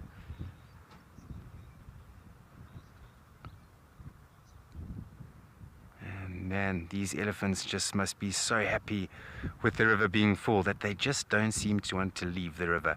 But anyways, we're going to send you over to a virtual safari with Amy just after some really serious rains there in the Welgevonden Game Reserve. Hello and welcome back to Welgevonden. My name is Amy and behind the camera with me is Gerrit, and I'm happy to report that I have fallen in love with this reserve. From its unrushed pace to beautiful landscapes, it's amazing what is on offer to those who are willing to look beyond the surface of this wilderness. We were grateful to have the clouds part this week and the sun finally come out, meaning that we could put away our raincoats for a little bit. That being said, there was still a storm that came through and plenty of rain fell, but it didn't dampen our spirits at all, and we still had a wonderful time out in the bush.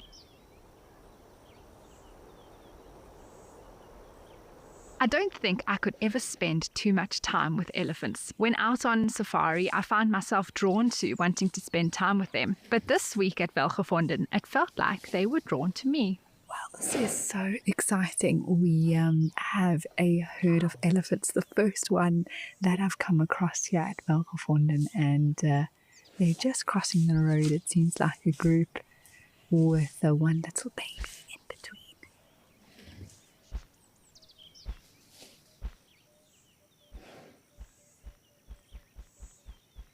And wow, look how we can see the underside of this elephant's foot. Isn't that texture just amazing? It's part of the reason they can walk so quietly. And so as they walk, you can see how the fatty pad sort of takes the weight of the elephant and molds around whatever they step on. We are quietly following these 3 bulls that are walking up the Taibos Valley. They're very relaxed, feeding, sort of having a pick on one tree on the one side and then having a munch from another as they go. So much to choose from out here, plenty for them to eat.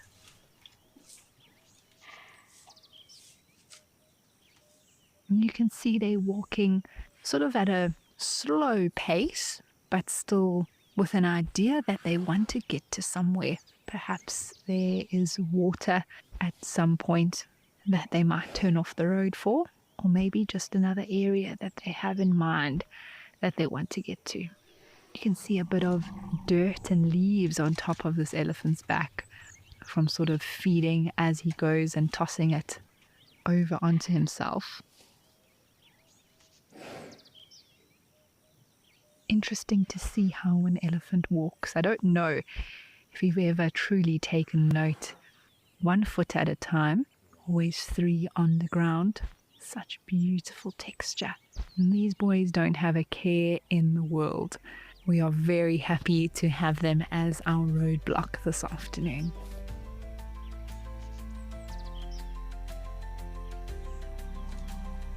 Whether we bumped into a herd feeding or quietly followed 3 bulls up the Taibos Valley, listened to the sounds of them while they're feeding through the bush, or admired the beauty of these gentle giants, we can definitely say this was a week of elephants, and I couldn't be happier. But elephants were not the only animals that we spent a lot of time with this week. We even watched a giraffe enjoying a rather unusual snack. Well, we have a giraffe out here in the open, which is rather nice, I must say. And by the sounds of it, it's chewing a bone. And it's actually quite loud. It's clearly finding this bone very delicious. And not only giraffes do this, but other animals can as well. I've seen zebra chewing bones before too. And its official name is osteophagia, which is basically when an animal will supplement their diet by chewing bone to get additional calcium in. And that's what this giraffe is doing right now. But it's rather comical to watch, I must say. And sometimes they have this long piece of drool that comes out too, because they've sort of kept it in their mouth for so long. Welgevonden is undoubtedly a beautiful reserve. But what adds to its beauty are the wildflowers when they are in bloom. It has been a delight to see this Vernonia, or as it's locally known as the Blootierbossie, flowering all along the roadsides of this reserve. But as summer comes to an end, the number of flowers and insects that we'll see will slowly become less and less. But fortunately, there were plenty of insects still around, and we managed to find a beautiful butterfly. I was really captivated by the beauty of this butterfly's design on the underside of the wing in comparison to the relatively plain coloration of the top side. It fascinated me, and it was something that I noticed and will never forget about our time here on the reserve. I didn't know what else could be in store for us this week, and then this happened. Some exciting news. We have just heard that a cheetah has been seen, and the plan is to go see if we could find it.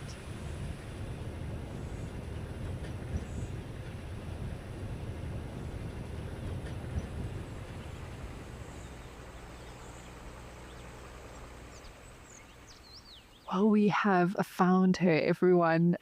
I'm so happy to spend some time with the cheetah. Wow, I didn't know if we would be able to find her, and she's in some quite long grass now. She does have a carcass with her. We're not sure exactly what it is, but it has some very long legs, whatever it is, some sort of antelope. I'm just hoping that she maybe stands up and goes over to start feeding on it.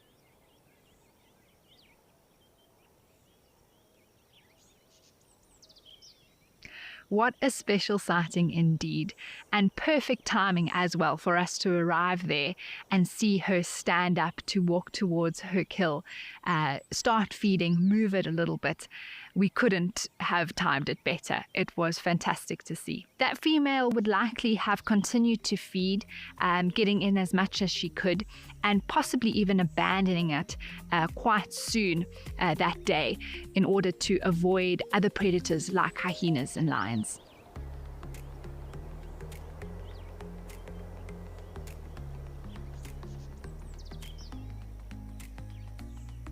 Another animal that has a striking pattern to it, but is a bit bigger than a butterfly, is a zebra. And wow, what wonderful sightings we've had of zebras here. They are really something that you see very often, and whether they are walking, feeding, or simply just standing on the roadside, they always take my attention. Thank you for joining us here at Welgevonden. We hope that you have enjoyed it as much as we have. We'll see you again next time.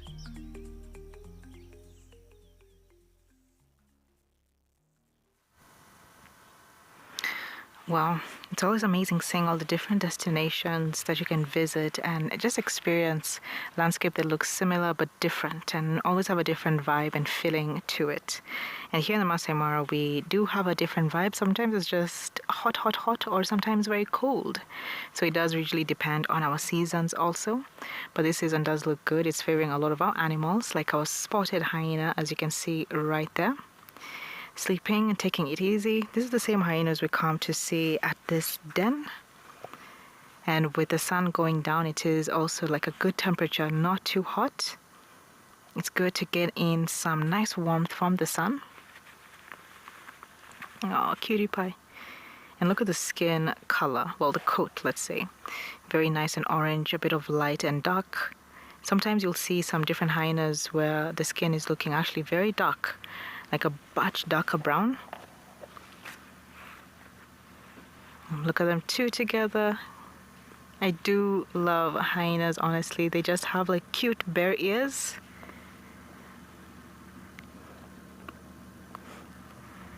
Catherine. Oh wow, I love your honesty. It's very tough not to want them to be your friends. They are very intelligent and adorable, and I was just mentioning they do have not bird ears, I almost said bird ears, what? Bear ears. And it's just so adorable. Look at the ears now moving, listening out. Look at the eyes, look at the face. Very powerful jaw for sure. And this den does have some young ones also, so I was hoping for them to maybe show their face, as today we've been seeing a lot of cute young animals. But their coat colors, now as I was saying, there's one actually hyena I saw once. It was having black spots, but majority of the coat was very white actually. Light cream, almost like that, but much lighter. And I looked for that hyena for a really long time because I knew the exact location, but I'm assuming that they did move dens, which is not uncommon. Kind of blending in, but not blending in the best way possible. And right there on the right side, you can see a little bit of a mound. Now that is the den. Usually these are all termite mounds, as you can see in the background. All these bumps kind of coming out from the ground. And aardvarks are the professionals at digging, even into such tough ground, because here we do have like the black cotton soil. But when it dries up, when it's like dry season, digging through, oh my gosh, even if you had like your own shovel or something to dig into the ground, it would take a lot of time. But for the aardvark, it is just like butter, just cutting through butter or water. And then the holes usually become dens for different animals. Neville, thank you for your question. Yes, they are nocturnal, but sometimes you do see them out and about even during the day. We have a lot of nocturnal animals here in the Masai Mara. That includes the aardvark, as I mentioned, porcupine, some other different animals. But with the hyena, they are also nocturnal, more active during the night. but during the day you can still see them sitting out and about like this and enjoying the whole environment. I hope our cubbies will come out to say hello. We did see a head poking out earlier on.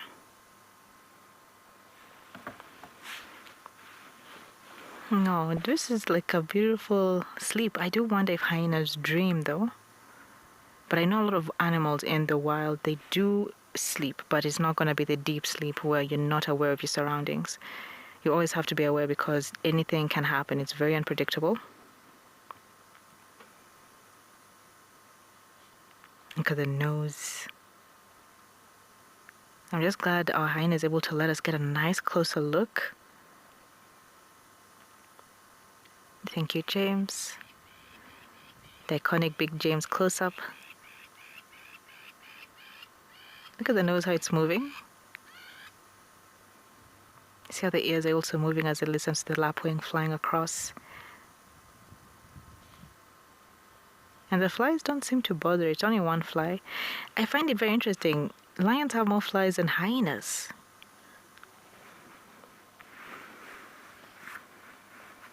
KG, ooh, great question. Well, the young ones at least are not born kind of vulnerable like our lions. And oh, you had a bit of drool there.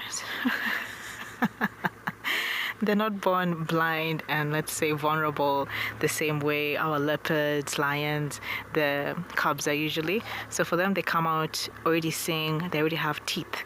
But for the whole hunting thing, it does depend on where they are. But you usually do have an older sibling who is the babysitter, the one who will watch out for the younger ones as the adults maybe go and go and scavenge and get some food, and then they bring it back to the den. So it usually does vary between that. Oh, that one. Oh, I think she just got spooked a little bit. But look at that. The nose actually looks so different from a side angle than the front angle, but you still have a bit of drool there, my friend. Must have been some sweet sleep. That's how you know it's the best nap ever, if you have drool on your face. But I'm hoping as it gets a bit cooler, the young ones will pop out from the burrow or the den. Elka, thank you for your question. We have had a few hyenas being named. Let me ask, actually, Big James, the hyena which was in Triangle area. Northern Crown, one was known as Waffles the Mattress. Yes, so because Big James has great experience with Triangle area. I'm pointing towards that area. And there's one called Waffles. She was the matriarch, the lead female in the clan, just called which clan? Northern clans. You see, Big James knows everything, not only the best frames and camera work, also knows a lot about our hyenas too. So yes, there are some, but not all of them.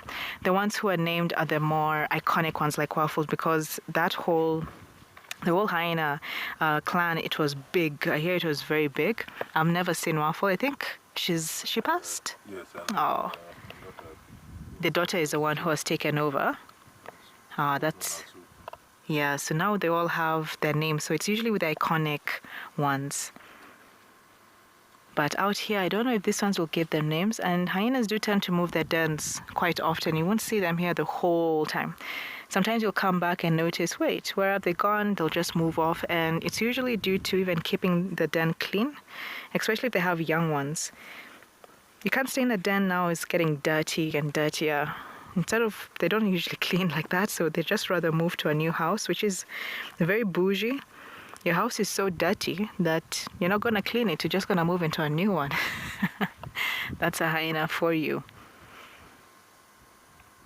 But some of them I have seen one time actually near Talek, there was a female with a collar, and I do highly suspect she also has a name. Because with the matriarch, you do get to see a lot of their movements, because with the hyenas, it's the females who lead.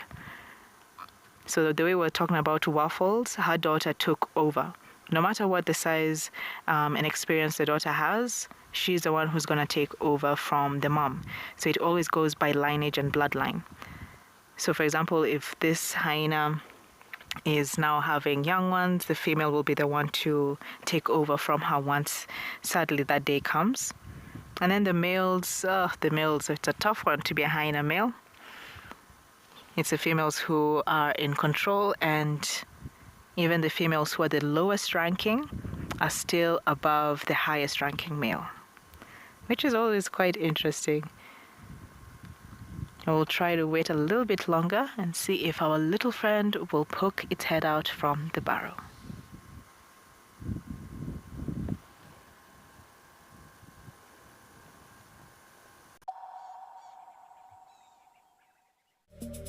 Hi, I'm Amy Krantz, Wild Earth presenter and private guide. I'd love for you to join me on safari. There it is! What I bring to a safari is a genuine love and care for people. To be able to create a memorable, special experience brings me so much joy. That's what takes a normal safari and makes it extraordinary.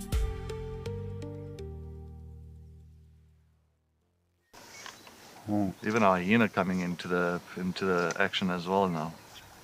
Oh my word! She's stalking the hyena now. Leopard, hyena, lion, all together in one shot. Oh. This is action-packed.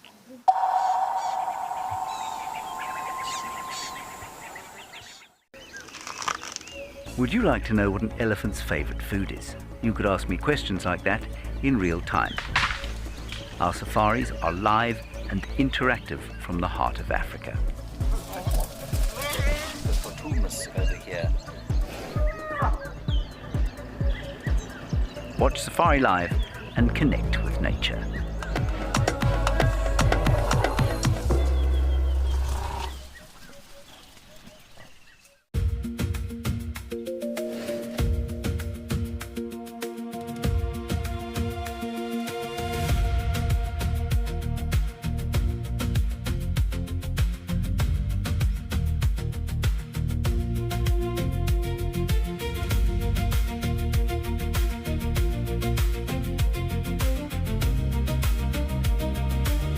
Wild Earth Explorers, wilder together.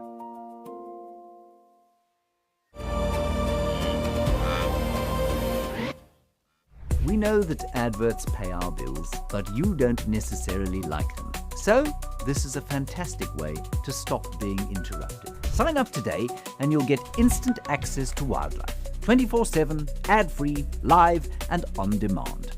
No pesky commercials, no rude interruptions, just wild Africa exactly as it unfolds. Wild Earth Explorers, wilder together. There was zebras also. It looks like they found some nice grass on the ground here that everyone is willing to share. And the ox pickers also. While on eland, we had a question the other day about the horns of eland, whether they continue to grow or they do actually stop. And I went to try to find out a little bit. So they do stop, they reach a peak point at an adulthood and they stop growing. Oh, look at that female sable. And you can see the difference in horns and in shapes. The wildebeest killing and calving, and you have the sable and the eland. All different shapes of horns we are seeing. Yeah, even an eland has to move when the rhino is in the picture.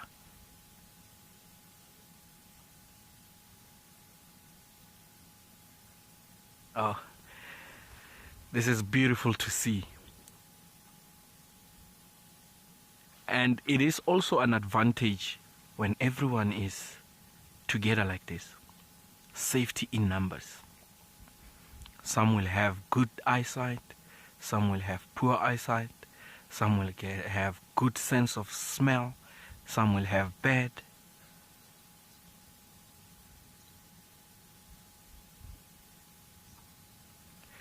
Oh yes, Samantha, not quite a fight, but they do get irritated sometime and one will chase the other one off the spot that they are at. We can see with the eland now, when the rhino comes in, it moves off. Looks like not used to having many. And there's one wildebeest trying to move another one off the spot.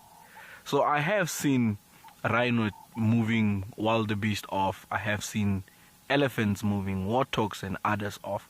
So yes, they do get irritated, but it doesn't get to a point of a fight where two different species are fighting one another as herbivores.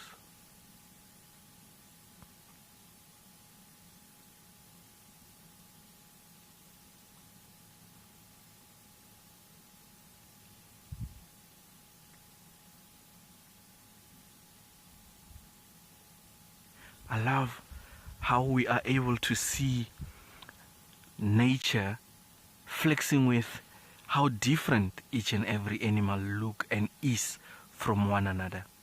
You look at the size difference between that eland and that wildebeest there.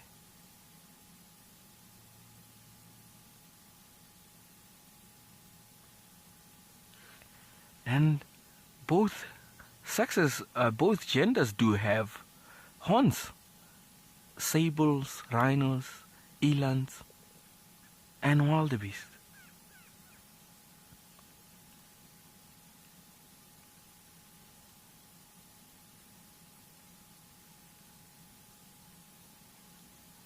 I don't know if you are able to pick it up, but on the bull on to the left, we can pick up the click sound as it moves from one place to the other.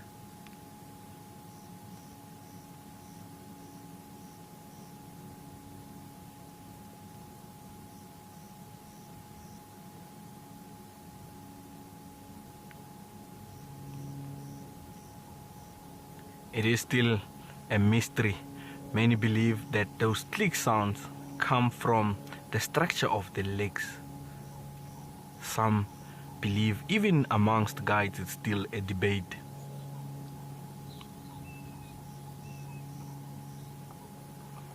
Oh yes, Sadie, when you look at them compared to the wildebeest, now you can see that size.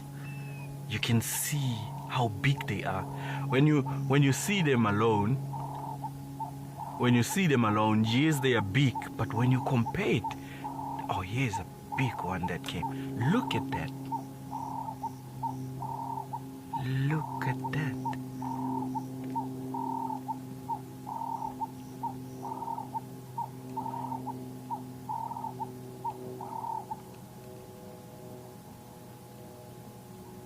It's similar to an elephant.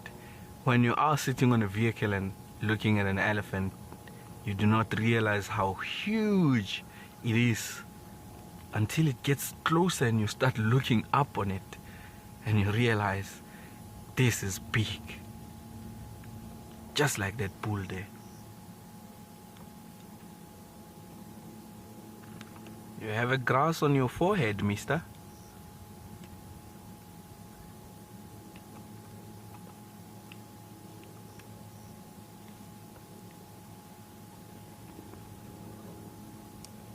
He's a big boy. Imagine having that size, being that big, close to a ton, and you are still able to jump over plus minus 2 meters. I am here with my small size, and jumping a meter is a very big tussle. It takes a lot.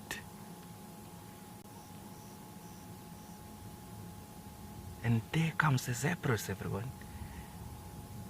Look like we missed a meeting here.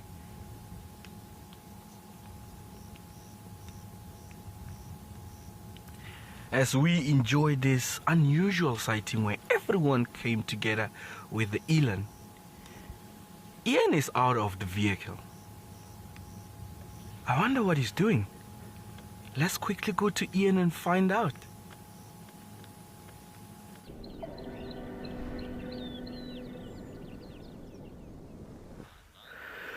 All right, well, we had such a great sighting of those leopard, and we just heard another vehicle call in these line tracks, and I thought we'd just come and have a look and check them out, because according to the guide, he said they look really fresh, and they were on top of vehicle tracks. But I think these are the same lion tracks that we had this morning. And just wanted to show the one that Sean had there, but you can see like it just looks so fresh in the sand. Here's another one, and it's still the two that were walking down. And there's a nice track. I always get excited seeing lion tracks, even if they might be old. I mean, even further back here, Sean, like this, just classic, and it looks fresh. But I have a feeling that these are the same two that we came across this morning, and we are sort of north of them. They're moving in that direction. So a little bit disappointing, but we would really like to see lion tracks. So part of getting off looking at the lion tracks, I guess, is my way of thinking, okay, well, maybe we're going to get lucky. We're going to like start talking lions, and then we'll see some lions. But we check the tracks. We'll still follow them up, but while we do that, let's go and check in with Imara, who's doing some birding.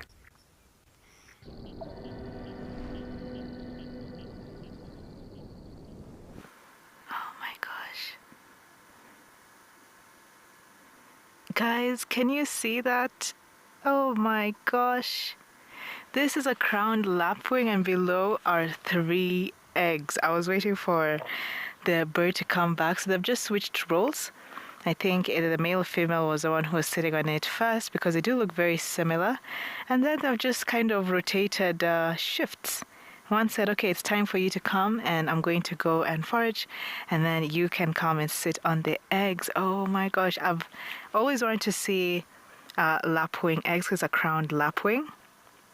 And seeing them now, it makes so much sense, because everything that they look for in their nesting area is what is right here. This is an area that has been recently burnt, so they're known also as the fire chasers. So they do favor all the grasslands that have been burnt, and you can see right there around the fresh shoots, but the ground is pretty dark. That's all the ash, and that's because of their eggs. Their eggs are not white like a lot of other birds or cream-like color.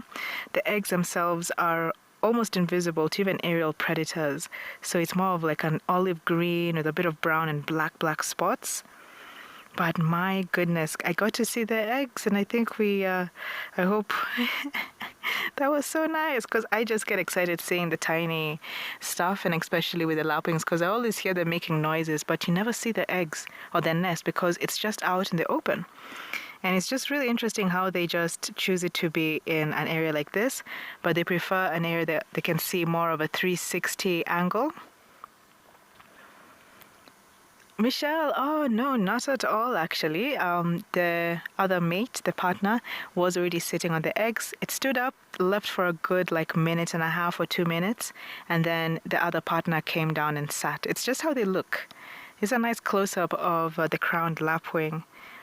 But my goodness, that was so nice to see at least a bit of the egg, and sat down really gently on them.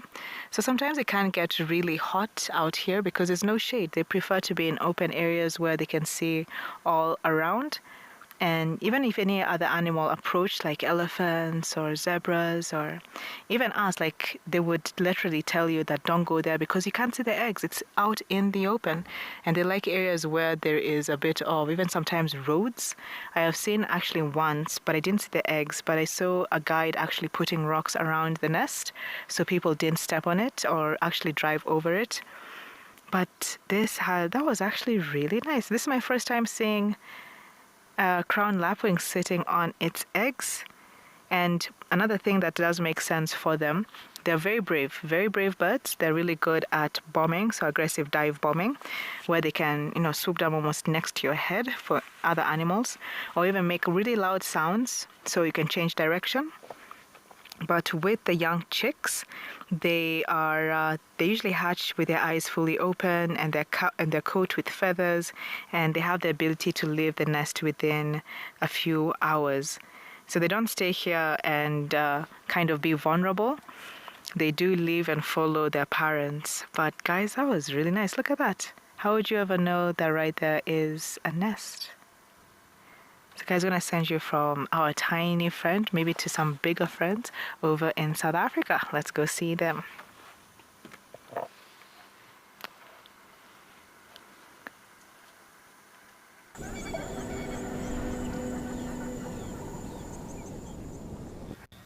Okay, thanks for that, Imara. And we found something quite interesting on our little walk while we were trying to look for those lions. I've positioned ourselves right on the edge of this watering hole, quite raised here as well, just making sure that I can see all the way across, because I didn't find them. There were actually lots of elephants that interfered there. I'm pretty sure they growled at us. So I think they're somewhere there, and maybe they will come and have a drink. The buffalo have moved off that way, and yeah, if we are very lucky, they may come and have a drink, and that'll bring our attention towards us. But while I was on my walk, I found something quite interesting. It's a snake skin that would have been shed by a snake that kind of, when they grow and start to get a bit bigger, they shed out of their old skin and they kind of grow a new one here. So I'm not 100% sure what snake this was from. My guess for today's conversation, let's say a boomslang. I think, like, just the way how thin it is, it's a pretty common snake that we see around out here. It's also pretty fragile. I mean, it's just the skin and the layer on the outside. But what I thought would be more interesting as well is if we whack it under the microscope. So let's quickly do that. Oh, and now the power's gone. Sorry, let's quickly do this. We do have power here. Let's just give it a second. Let's see, let's put our snake skin there. Still not, eh? Try this one more time. No. Mpoza? I think let's use the one in your hand. The one in my hand, okay. Okay, so we're just gonna have to sorry about that. We will set it up shortly, and we will put this under the microscope and have a closer look at some of these scales and this interesting one. And while we sort this out, let's head over to Mabula.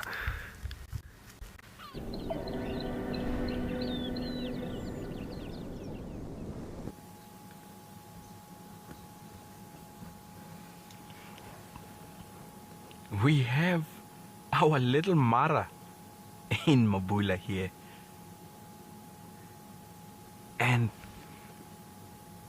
I'm just learning their behavior while I sit quietly. And I've noticed Eland is always on the lookout more compared to everyone in this group. They would often raise their head and just look on different sides and directions. You're trying to still remove that piece of grass on your face there.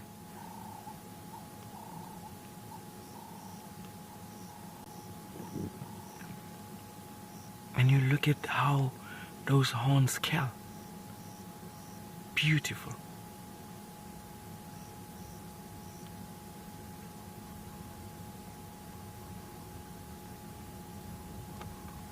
And quite sharp.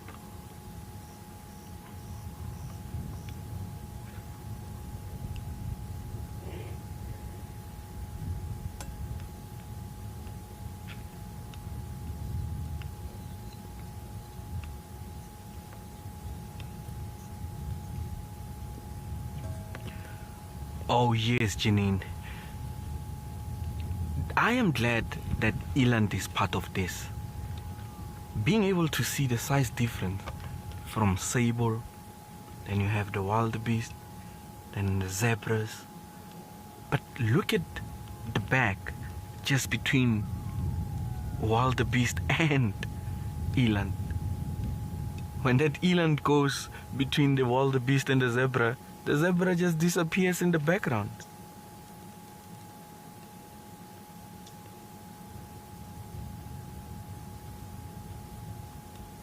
Even Mr. Warthog. I think we didn't get an invitation. I think there was a meeting here. Everyone decided to come this side. But Dan managed to get the microscope ready. Let's see and find out more in finer details.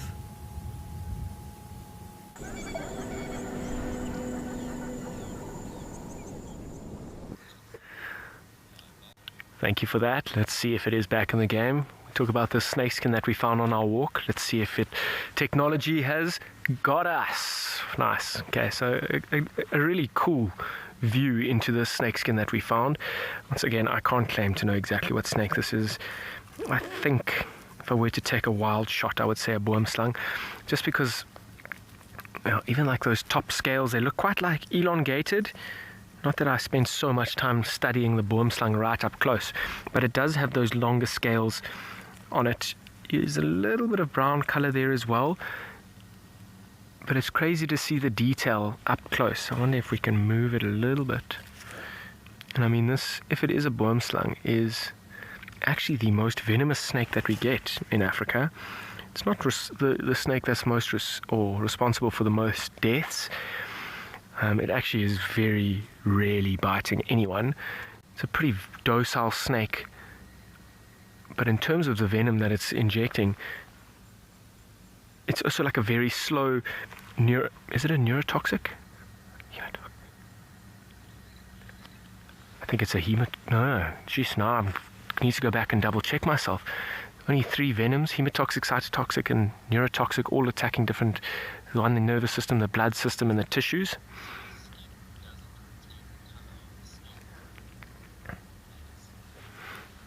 Candace, the skin doesn't retain this color of the snake, not nearly as deep. I mean, you could maybe even see like a green snake shedding a skin that's similar in this color, similar to this in color. Maybe some of the darker ones, the darker patches are resembling the color. But no, you can often see colorful snakes shedding their skin into this and looking very similar to this. It's a little bit like honeycomb, actually, particularly those ones on the side. A little bit like a honeycomb. I wonder if we can change the perspective here as well. Okay, well, that's a super good look into the snake skin. Not something that we get to look up close like this very regularly. Very interesting.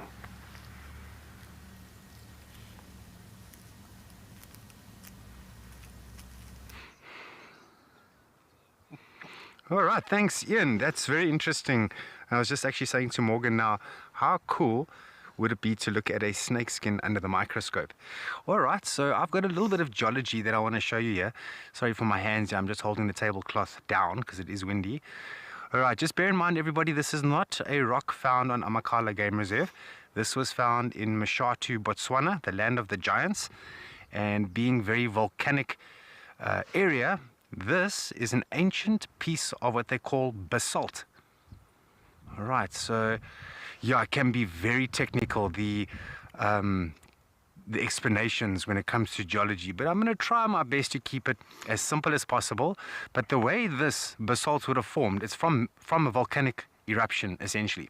So the volcano, or the magma in the core of the earth, would have built up pressure, and it sends up that magma up the vein of the earth, if you will, and then eventually the extrusive igneous rock comes out the earth in the form of lava, and it solidifies very quickly in the air because the air is quite cool.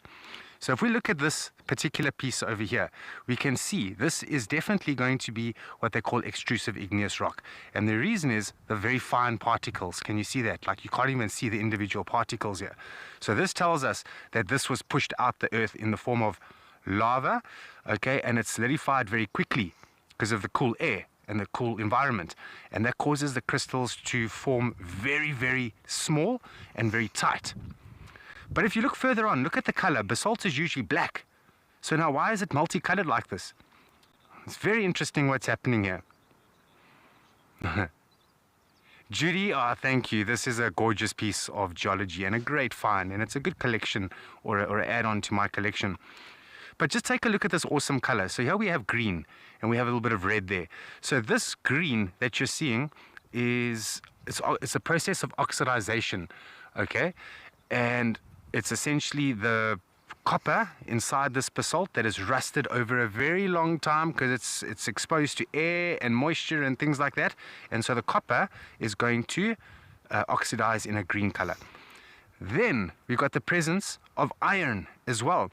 So this red color that you're seeing, beautiful red, which is oxidization of the iron which is present within this basalt. So also bear in mind, when you have volcanic activity, and whether it be intrusive or an extrusive type of an igneous rock, magma is very hot, and so everything melts and is in a liquid form, and that includes all the minerals as well. and certain metals that you might find within that area, and that will eventually solidify with the extrusive igneous rock being basalt. All right, nice one. We are going to send you over to Imara. I do have one more geology segment for you, which will be directly after this one. Enjoy.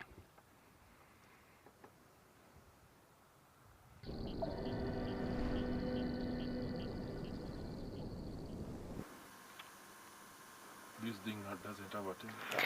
I'm sure that is very, very pretty. Here we are with some zebras. Do love seeing our zebras, especially even right now in an area with short grass, just enjoying eating and grazing around. Very elegant.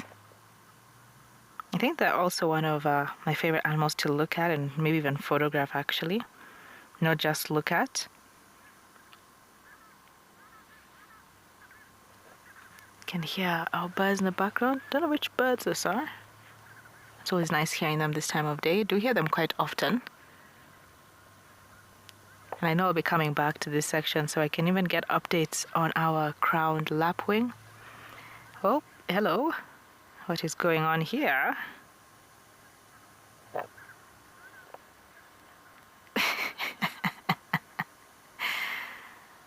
Oh, it's a male zebra. Nice itchy on the front leg. These guys are very good at biting also, not just kicking.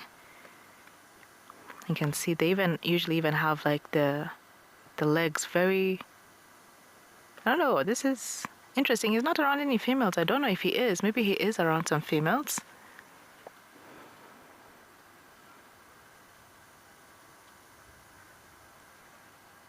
The nice scenery in the background is some topies too. It's a very funny zebra.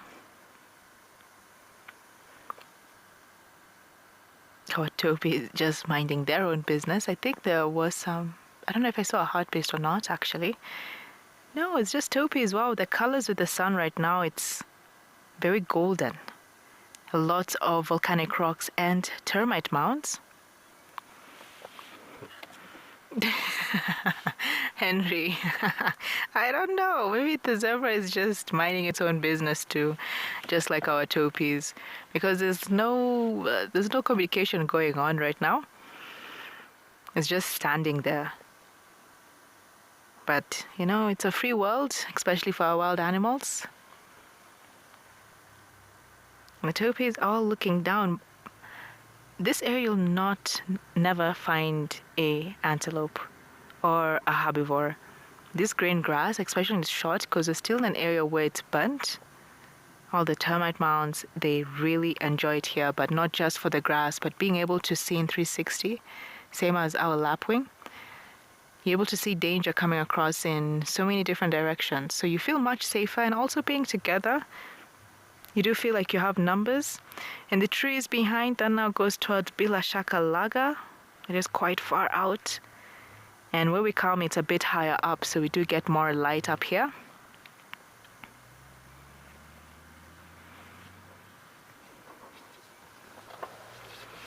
Oh, what a question. So as most animals, their moms are very, very protective over their young ones. So if a lion or any other predator was trying to get their young zebra, they're really good at kicking. But also, there was something beautiful from one of Bertie Gregory's Up and Close with Cheetahs. I don't know if you guys have seen that. There was a section, because we're using drones, which gave us a whole different way of how animals do protect their young ones, and of course how the cheetahs hunt. But the cheetahs were going after a young zebra. And I think there were about 2 or 3 zebras, adults, I'm trying to remember. But they kept putting the young one in the middle. They'll run and do like a bit of kicks here and there as the cheetah was trying to go for the young one, because that was the target. The target was the most vulnerable one. And the zebras will put the young one in the middle and protect it. I was like, whoa, now seeing it from a drone view, because it's like now up, bird's eye view, you can see how there's not just the whole kicking, because from the ground we just see the side and you can't really tell what's really happening fully until you see it above.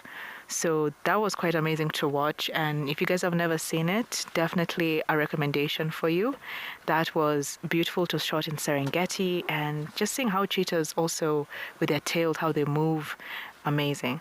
So zebras have a powerful kick, but they're also good at coming together and protecting the young one together. It's not just like, mom, you can do it alone. So that was something I really admired watching. Oh, number 2.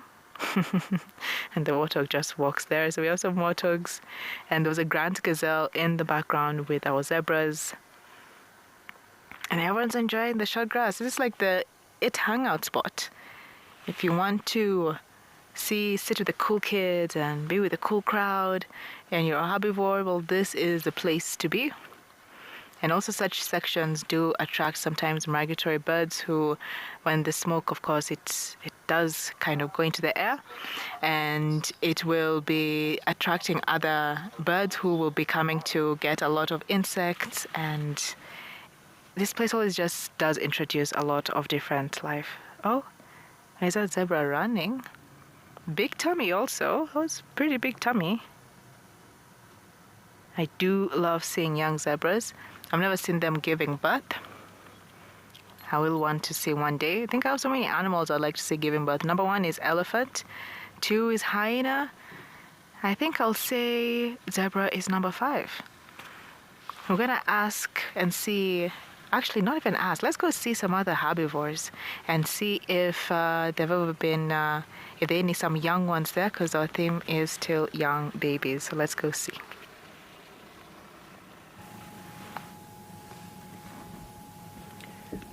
And we are still here, and not only enjoying the relationship, but as the sun now goes lower,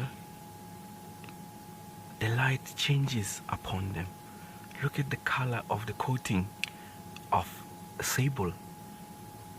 They had moved off earlier, and I think they have decided, nope, we're going to be back. We are loving that spot.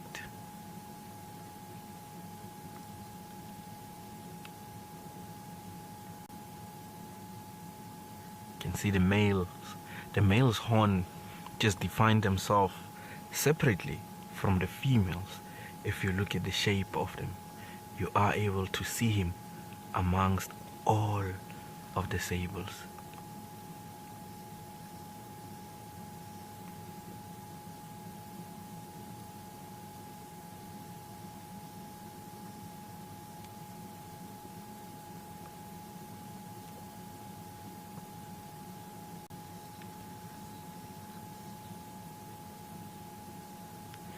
Oh, very stunning, Stephanie.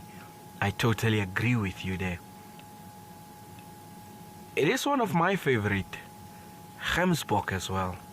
When you put them in oryx together, the patterns and the coatings, amazing.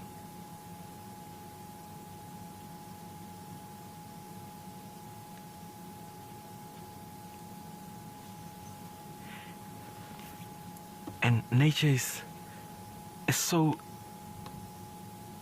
I don't even have words to just describe nature. But you look at the young ones on sable and you see the horns coming out straight. And this will be the final result, where they will kill. Hello, young one. Look at that from the young one. But already from the tip, you can see that calving.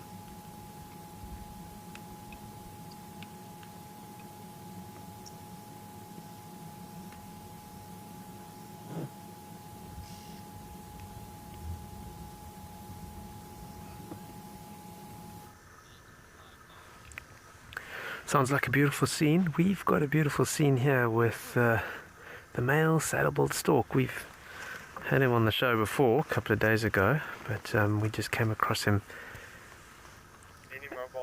at this pan, and he was fishing. Now he sort of heard me speaking, so he's stopped what he's doing and is checking us out. But such a beautiful stork. And you can see that beautiful, interesting bill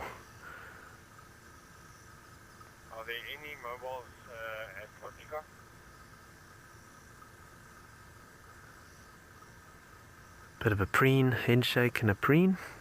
You can see that exposed red patch quite clearly. I don't think it's a target, Robert. I think it's just a red patch. I'm not sure what the red patch is for. But I was just trying to check before we went live. I think both the male and the female have them, even the youngsters. Maybe someone knows what it's for.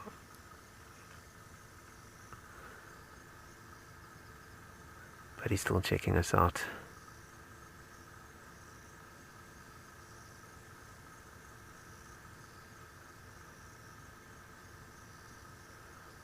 And it's just that time of the evening. It's beautiful, peaceful, calm.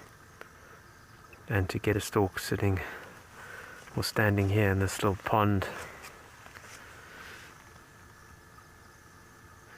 wrapping up a really nice warm day. It looks like it might have spotted something. The deep section of the pond.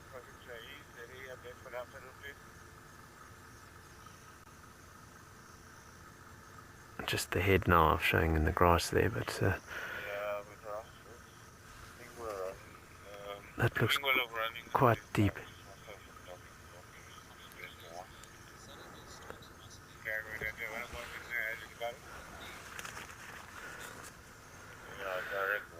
Yeah, Esme, I'm trying to think how tall they are. 1.5 meters. How big is a marabou stork? I think the marabou is pretty much a similar height. 1.52, so it trumps it by 2 centimeters. We had a question the other day actually about the Goliath heron and where they stand with them. And Goliath heron is, according to my app, a bit shorter, 1.43. So, yeah, if the app says it, then gospel. Just to the left of that, Sean, is a striated heron. Sorry, I just wonder if we can just catch a glimpse of that striated heron quickly. That's just shown up. Is that a striated heron? Little heron? Beautiful.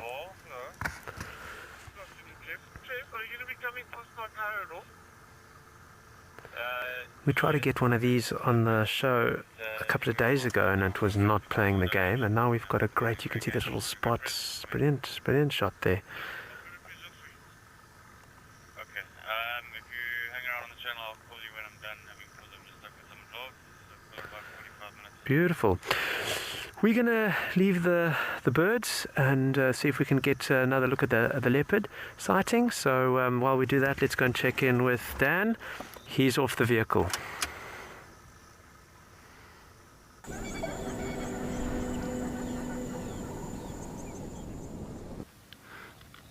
Okay, very interesting that, Ian. And welcome back to Sandringham, everybody. And where you find us, we still are on this watering hole, really hoping that these lions get up and show us where they are. And we are standing exactly inside the track of an elephant, which is quite cool. This is the exact sand that the guys were laying and fixing this road when we came up here, and they were the ones that told us the lions chased the buffalo across. So I'm just standing in this track to show you like a proportion of how big they are.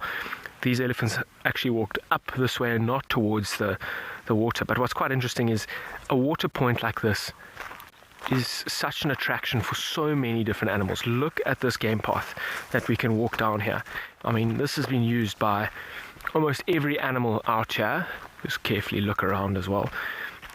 Every animal out here coming down to the water. He has a whole lot of dung. You can stay there. I'll just quickly go and have a look and see what other animals are hanging around here. He has elephant tracks as well, elephant dung. Beautiful sunset. The Egyptian geese are shouting at me. They're not so happy with me being around here. So we're going to quickly just have a look up the dam there, because that's where I'm thinking those lions are going to go and have a drink. And it's that time of the day when I'm hoping those lions on that side are going to use a similar path to the one that I've just walked down here, created by hippos and elephants and many, many, many generations of animals walking up and down there.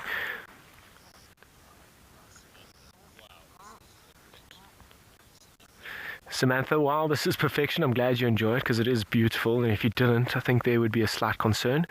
And it's that special time of the day It's quite cool to be on foot as well. I mean, the vehicles here, we've been sitting in and around this area. We saw the buffalo here, we saw the elephants here, and we got growled at by the lions. So all three of those big animals have been around this watering hole today, and to be on foot standing here, like, just feel that connection here.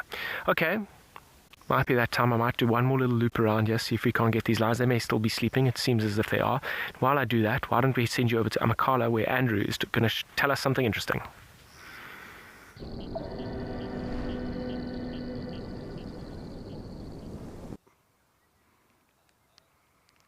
All right, everybody, back to Geology 101. And we're back with this piece of basalt, but that's not going to be the talking point for this segment. I just want to talk to you about the structures of the Earth and then how the geology is formed. Remember, I spoke about intrusive igneous and I spoke about extrusive igneous. So I'm going to show you how that works now. But here's my picture. Hope it's okay. It's not the best, but it'll do. So this is the Earth. Okay, imagine this is Earth. Now it's divided up into 4 layers. Okay, the first layer is the crust. It's not a very thick structure. And the next layer is the outer mantle. Then you have the inner mantle. Okay, and then right in here, the center, that's going to be the core of the Earth. And this is where all the pressure builds up and where all the magma is formed. Okay, and with pressure, there needs to be an escape. Something has got to give eventually. Okay, so that leads me to my next page. Okay, let's do this. Right, this is the best I can do in terms of drawings. I hope you all are okay with that. Now, let's get to it. Okay, so back to the core of the Earth. Remember that inner circle that I showed you? That's the core of the Earth. That represents the core. This dotted line up here represents the surface of the Earth. Okay, so here you have all this pressure building up in the core of the Earth. All this magma is being formed, high temperatures, unbelievable temperatures, and a lot of pressure building. Something's got to give. And all that pressure pushes up here. Okay? And then, and this is where you get the different types of igneous rocks. The first type of igneous rock is called the intrusive igneous. Okay, so this is where the magma comes up, and then it doesn't quite make its way to the surface, but it will somewhere solidify just beneath the surface of the Earth. And as a result of that, what's going to happen? It's a slow cooling period, right? So these crystals, this represents the crystals, are going to be quite large, okay? And it's because of the very slow cooling period. Okay, and a nice example of intrusive igneous rock is going to be granite, one of the hard rocks found on Earth. Okay, then, so this is intrusive igneous. This is underneath the surface. It didn't make it to the top of the Earth. Then, the other scenario is you have pressure buildup, shoots up that pressure, up, it goes all the way up, and it makes its way through the crust of the Earth, and then that magma now comes out as lava and will be subject to rapid cooling. Okay? And therefore, the crystals are very small. You see that? An example is going to be basalt. So this is sort of just the reason why I've done these lines over here. That represents the intrusive igneous, and the circles will represent the extrusive igneous. Okay, and with all of this, you're going to have minerals that are also going to be present within these types of igneous rocks. So some of the minerals would be like quartz, the crystal quartz, not quartzite. Quartzite is metamorphic sandstone, mica, and then also the feldspar, which is also another mineral. Ellen, thank you very much. We're doing it. This is why I like to bring the instructor side into it and provide a little bit of lectures every now and then. I think it's pretty cool. Now, quartzite. Where do we get quartz, everybody? Think of it. When you go and have a nice glass of wine, okay, you have quartz glasses, okay, quartz bottles. And some of these high-end watches have got the quartz glass over it, okay? Now remember, don't be mistaken with quartzite. Okay, quartzite is a metamorphic sandstone. It's completely different to quartz. Then mica is an interesting structure. It's like the soft eggshell-like structures, very flaky, golden color, and is used in modern-day tabletops and so on. Very pretty structure. But yeah, we're going to leave it at that. We don't want to confuse you. I've tried to keep it as simple as possible. But in the meantime, we are going to send you to the next guide.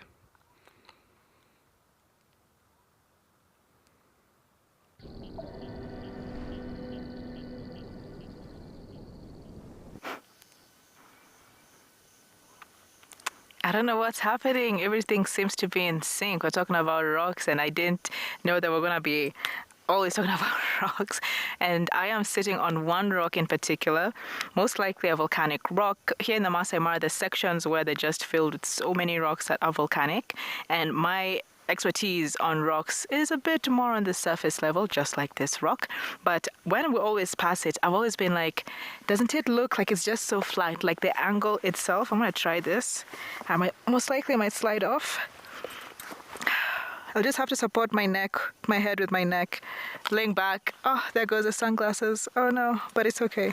This is a nice spot just to think of, like coming to even rub yourself, like if you're an animal, warthog, scratch, scratch, scratch on this side.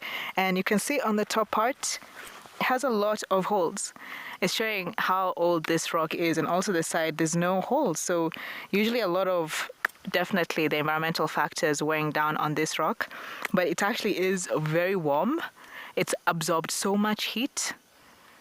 And I'm just thinking, like, as an animal myself, this would be such a nice place to come and sit, not even just an animal, even me myself, come sit here, enjoy the view, because where we are is just nice and open, and this rock has always fascinated me. It's just by the road, so when we're passing it, I'm always looking at it like, whoa, that's a very nice rock. But it definitely is in use, because this area, the grass here is very short, so it does show you that animals do like to frequently here. Leslie, it does, right? So if I'm a warthog, you can see where it's reaching. Like, I don't know if you guys can see. This is a good, like, scratching pose, even for my back right now. But this is definitely it, and it is very shiny also on the side. So I just wanted to show you guys one of my most interesting rocks. It's not mine, it is nature's, but it has always fascinated me, and I just wanted to share it with you guys.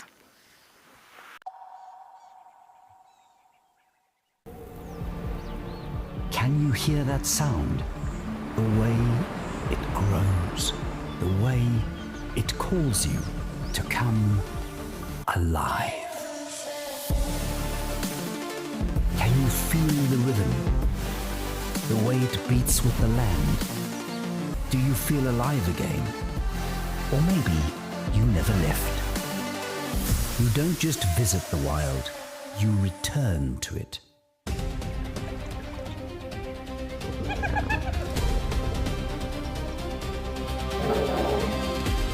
Good evening. Did you hear that? How awesome is this?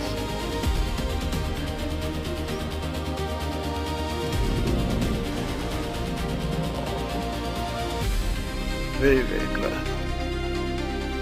Very majestic. And look at this guy.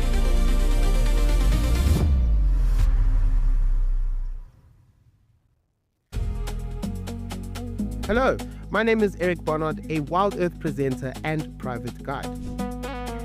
My favorite animal is an elephant. When they get close to the vehicle, there's always some form of conversation. Good evening. How do you do? I think the most important one is the vibe. If there's a good vibe, everyone's having fun. Look at them, look at them. I think those are the aspects that really do make a great safari.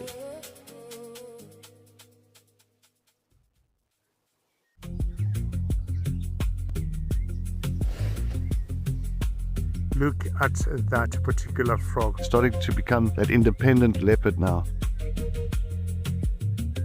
And these 10 cubs belong to 4 different females. They sometimes come and say hi.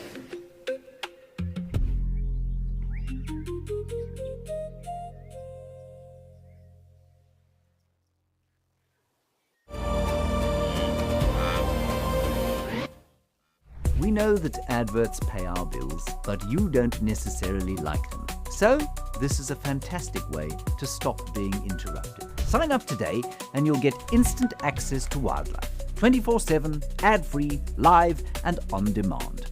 No pesky commercials, no rude interruptions, just wild Africa exactly as it unfolds. Wild Earth Explorers, wilder together.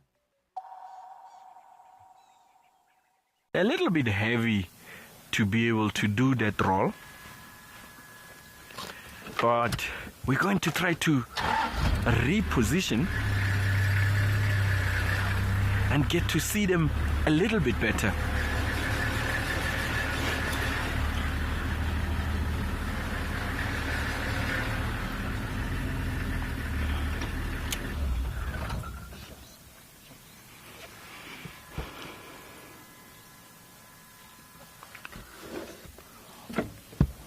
Good afternoon, Oscar. Hope you are well. They do die of old age. There is a time where everything just says goodbye and shuts down after a peaceful, I wouldn't say peaceful life, but after a joyous life. Yes, there has been many cases where it has been found and you can tell with the surrounding and everything, no injuries and all, that it was pretty much old. So yes, they do die of old age. But that is not lost. The hyenas get excited. The jackals get excited. The vultures get excited. I think they would hope for that to happen more often if we were to ask them.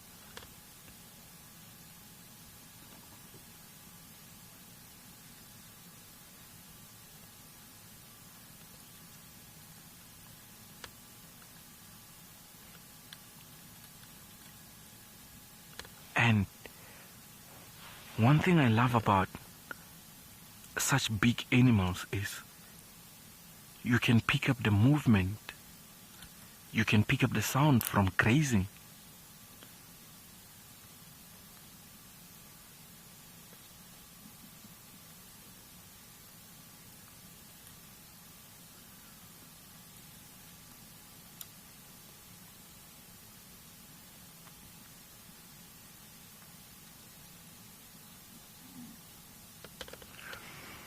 But as we are here with the buffaloes and enjoying this beautiful sighting, Ian has something with spots, but rosette-like. Let's find out what it is.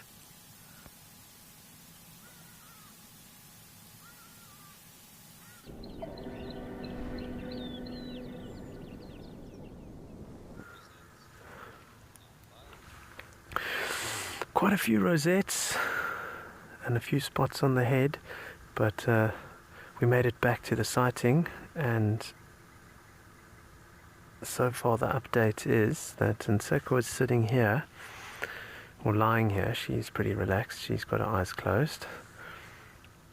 The hyena's disappeared,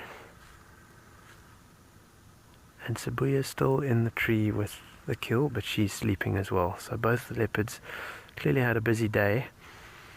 They are both resting, eyes closed, breathing deeply, but you can see those ears are just slowly radaring around. Can you hear a sound there? Oh, eyes are open. Oh, you're a beautiful cat.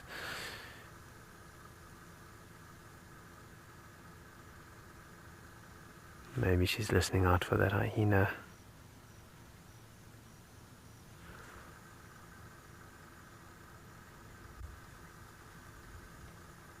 But yeah, great way for us to start closing our drive, finding these two leopard. We didn't find them obviously, but we found them for the show, and that is enough for me. Very happy. The monkeys found them for us. Oh, was that a nightmare? Bit of a jolt. Oh, beautiful eyes.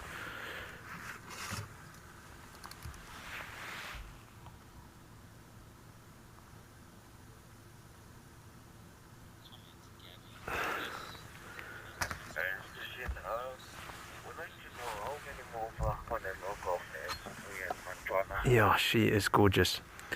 Yeah, just me at the moment. She is gorgeous. Yeah, we also like to wear that side. Yeah, make your way. Okay.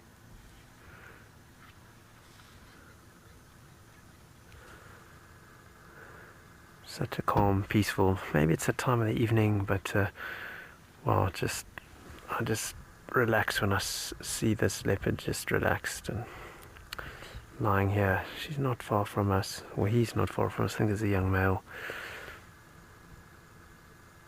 When we first saw him, he was a little bit on edge, and then he settled down and he was facing us, and then as the sighting got a bit busier, he sort of moved off into the bushes.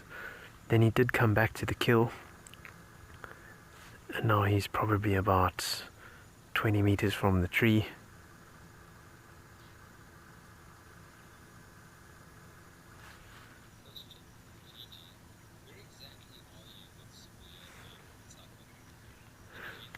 Gigi, we are on the western edge of Little Gari.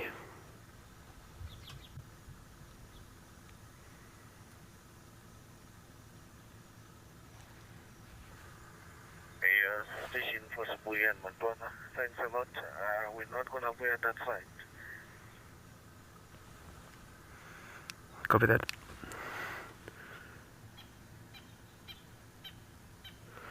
Oh, so it looks like we've got the sighting to ourselves, which is quite special. I think quite a few people had a turn, and it means we get to spend some quality time as the light fades.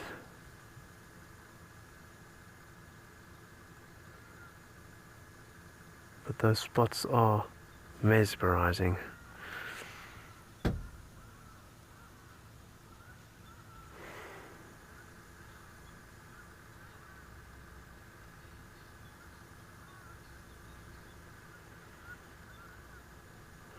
Just turning, yeah, maybe she heard that hardy-dar ibis flying in somewhere in the distance.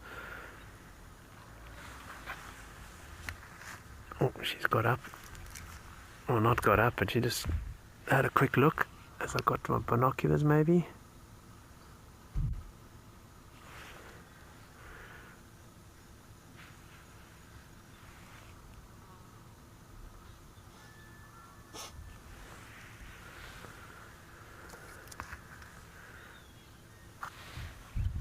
And now there's the roll. Back on her back of her head. Digesting food is a tiring job.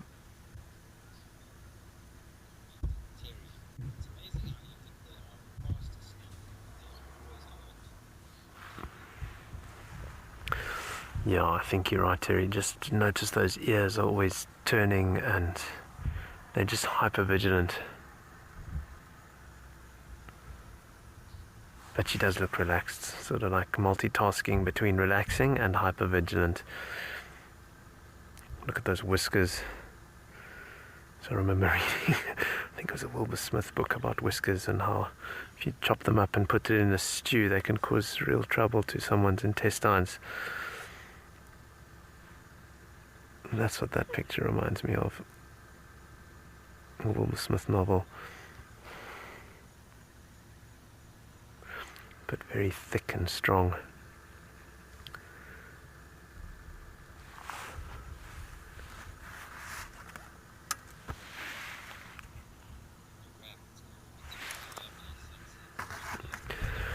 Well, I think we're going to reposition, and while we do that, let's go and check in at a beautiful sunset at Mabula.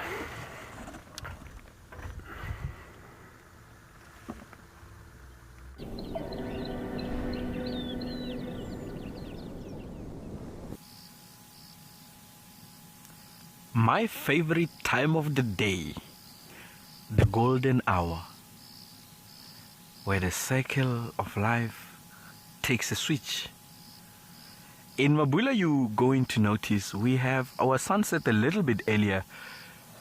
The area is big, and the mountains, when you are on the eastern side of the mountain, you have the sunset a little bit earlier.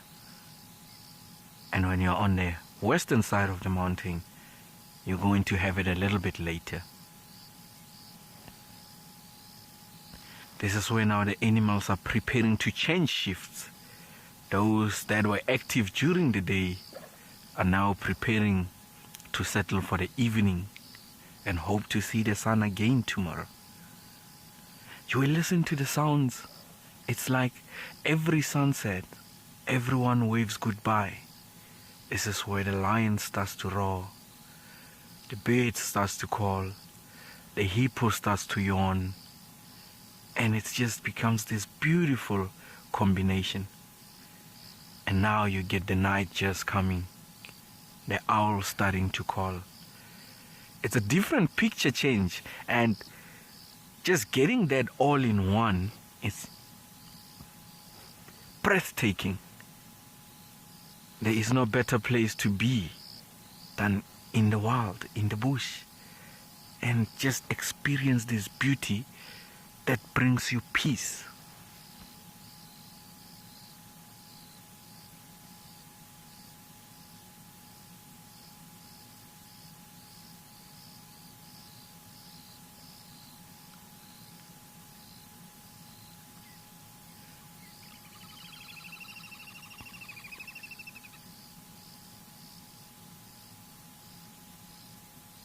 There goes the calls in the background.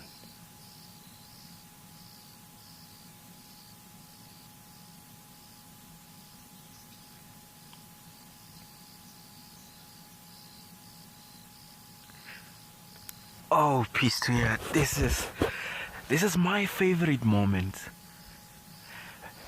The definitions of everything just comes. You look at that line of the mountain and you can see the trees on top and the Cape turtle dove in the background, the little grebes, the crickets, everything together. I just want to be here every night. I just want to be and just take this.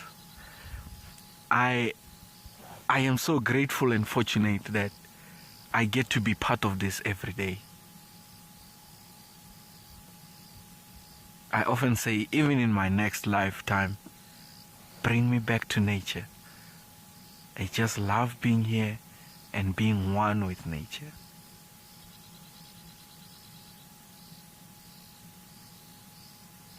As the sun smiles at us for the last time in Mabula and says, hold on for a few more hours. I will be back tomorrow. This is a reminder that if everything did not work out today, tomorrow is another day to try again. The sun will be back happy. I think the jackals are agreeing with me in the background.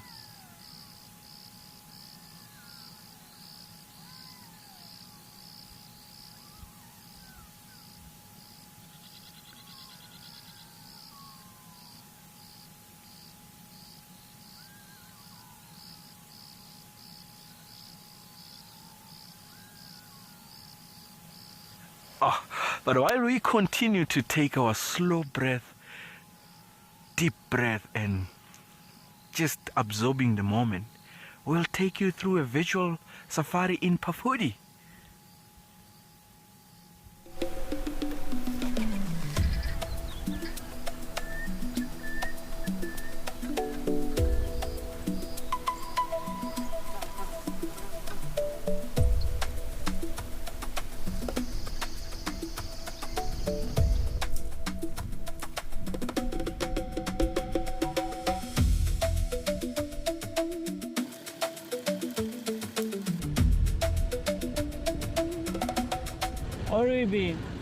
Yeah, they're beautiful. Very beautiful.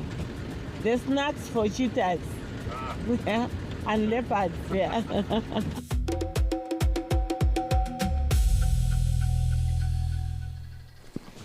In that small tree, there's a small tree bush there. Yeah. Try to check down. Two heads, right? Oh, cheetahs. Oh, let's go there. We tracked them, eh? Well done. Thank you.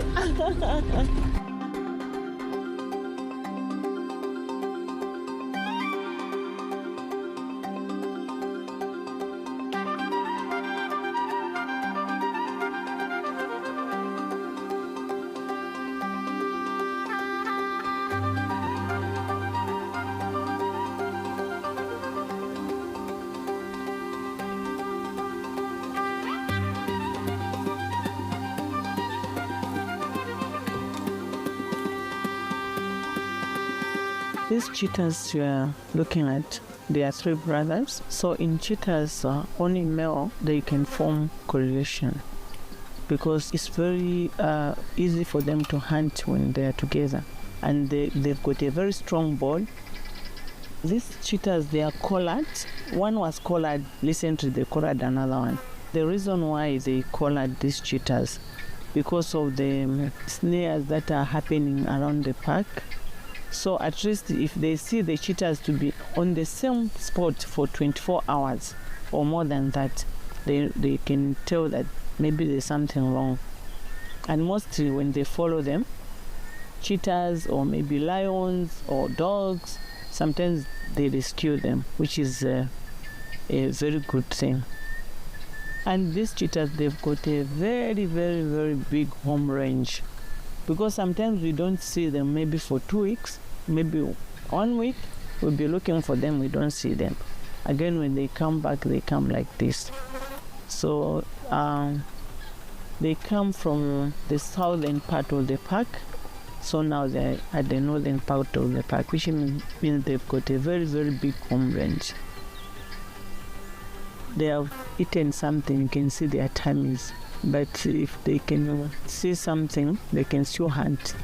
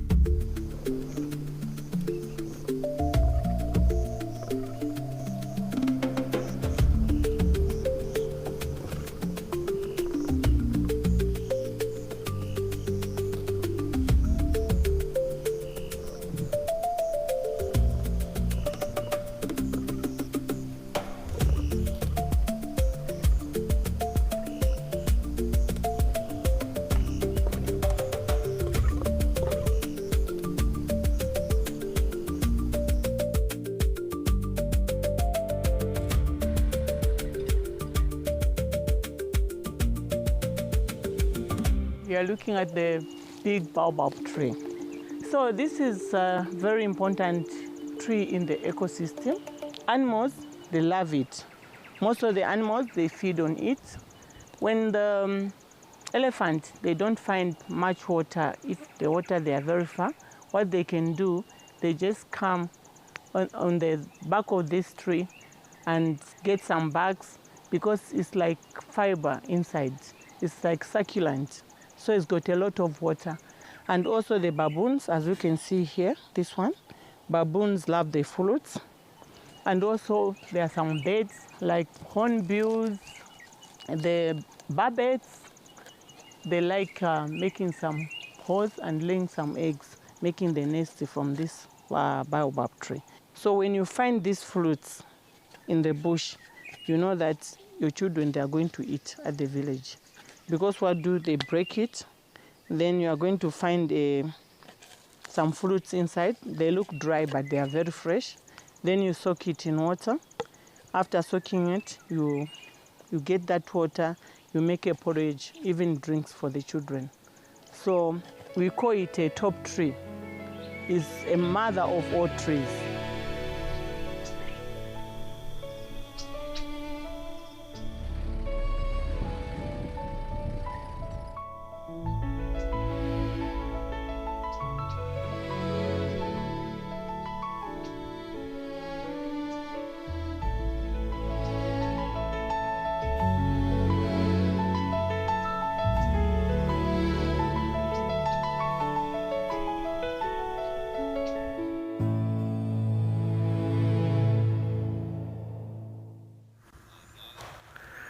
Well, we repositioned, and Sibuye is still up in the tree. We're getting some great shots of her. She is hanging there. Classic leopard pose. 2 legs through the branches. And she is fast asleep. And then while we're sitting here, as you arrived, we've got that young hyena that's come to show up, investigate matters, see if anything else has dropped. Light's starting to fade a bit.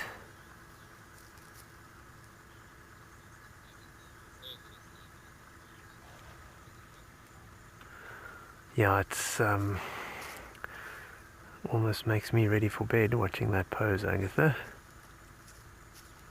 But she is so relaxed.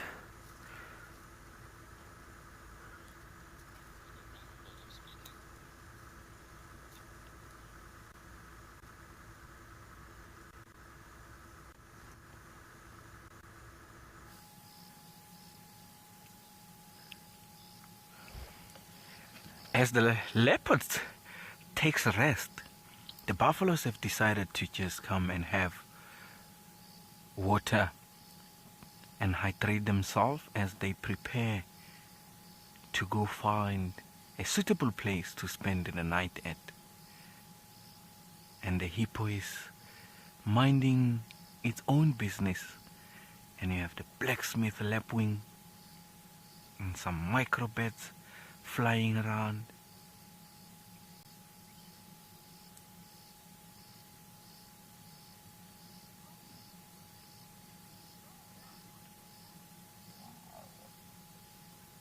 It is important that after hours of feeding that we hydrate ourselves. Oh, look at that in line. Everyone slowly coming in. And there's also a little grip. Yep, catch up the young one. Gotta drink fast. Then when everyone moves, you don't remain behind.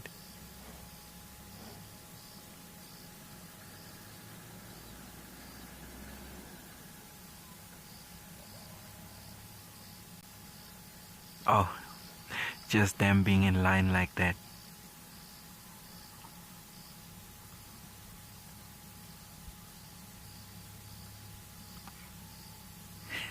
The young one is multitasking right at the dam.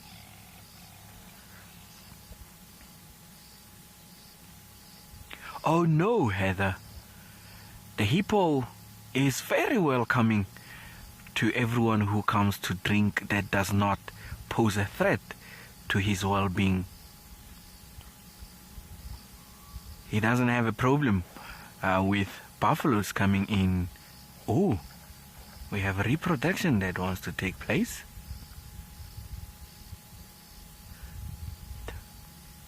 But we have also seen hippos being aggressive towards predators and saving other prey. So it makes you wonder that there is or should actually be a language that these animals understand that maybe we haven't figured out yet. Oh, it's always so nice seeing the bigger heads coming together and the numbers grow.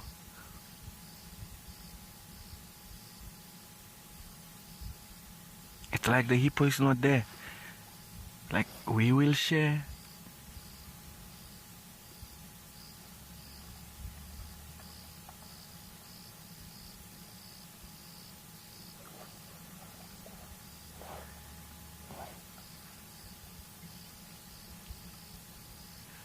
I don't think they're going to wander off too far from this dam tonight, or they're going to call it a night.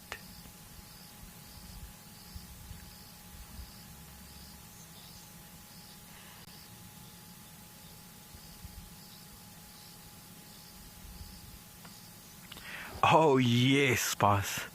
A very well ending. Awesome ending. This is the best way to end, knowing very well that our buffaloes hydrated themselves before sleep and they're going to get into the long grass. The advantage of here is the yellow threshing grass. They will just go into the yellow threshing grass where it's a little bit thick and quiet, and they're going to call it a night. Having a little bit of a chase there.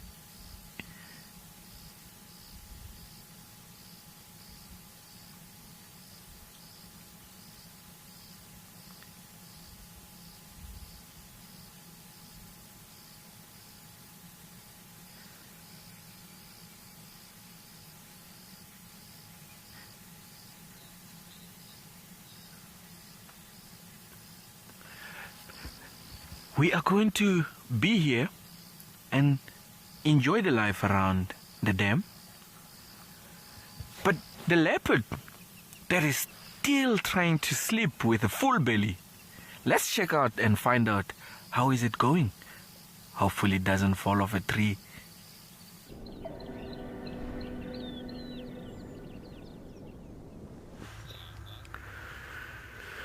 Yeah, we still have a sleepy leopard, and she hasn't moved too much. You can see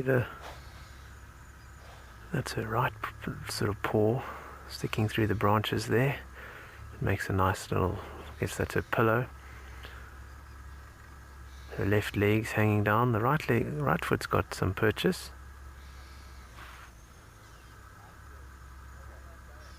And that belly, I think I've seen fuller, but looks pretty big.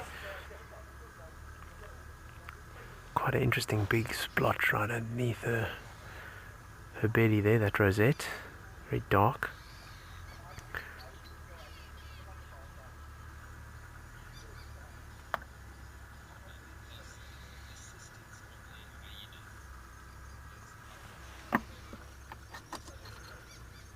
Yeah, I was just looking around to see if I can see that hyena. It sort of left the base of the tree and went and is lying down probably about 10 meters away, just patiently waiting, and it'll listen for anything that drops, and it'll be onto it like a flash.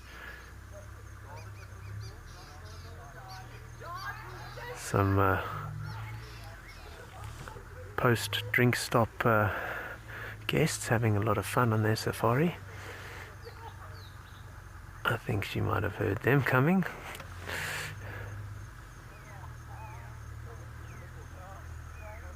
But doesn't really faze her, although she's just moved her head now, maybe looking to see where the youngster is.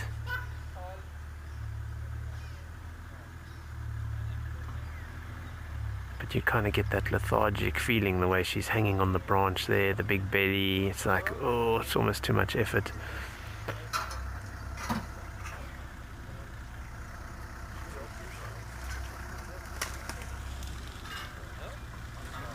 Oh, she's getting up.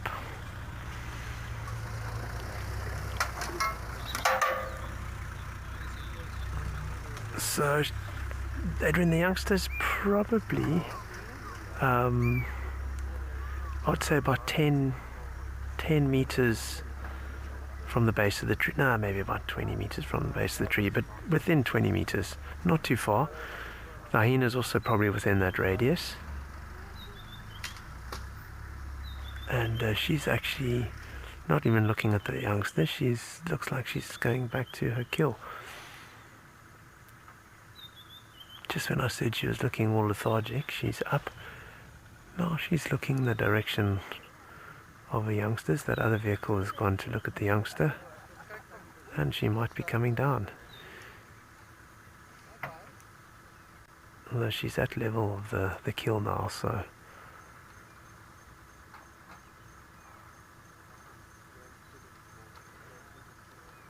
another lick. I did notice she had a bit of a sore patch on her one paw. It looked like she's been spending quite a bit of time licking that.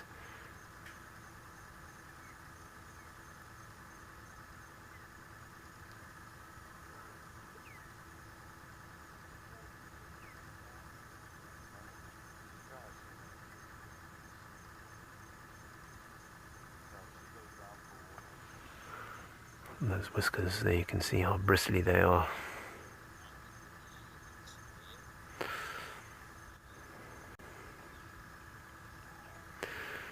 Yeah, Annabelle, I'd love to know what she's thinking. Is she going to come and eat, or is she going to come down?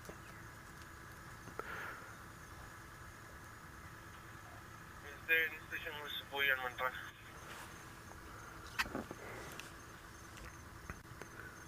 Yeah, let's affirm there are 2 stations here. You can make your way.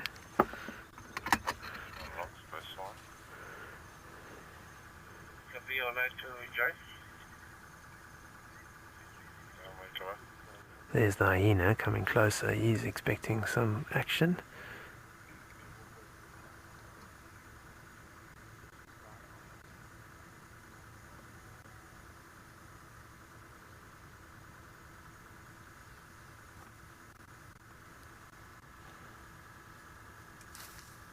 bit of a spit there from the leopardess.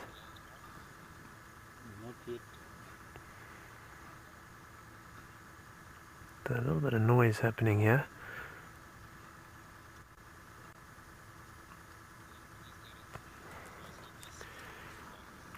Yeah, that light is coming from the other vehicle that you see down at the bottom there.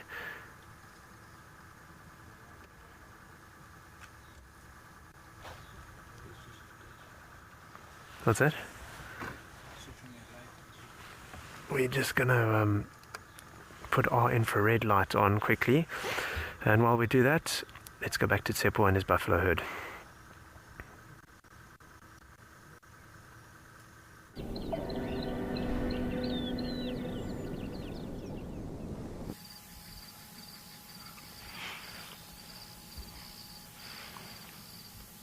We are back, and as the hippo as well prepares to get ready for the evening activity to go feed, our buffaloes are still hydrating themselves and feeding a little bit on the new shoots that also comes out around the dam. The Egyptian goose have also come to the party, and the grey heron. Hello. I will always say the dam is a man's best friend. Look at the activity here.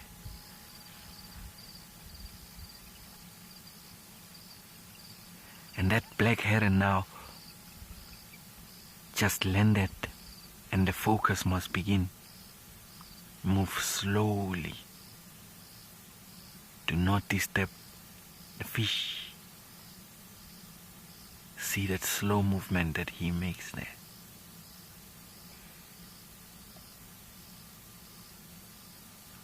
Oh, the reflection of the buffaloes, of the heron.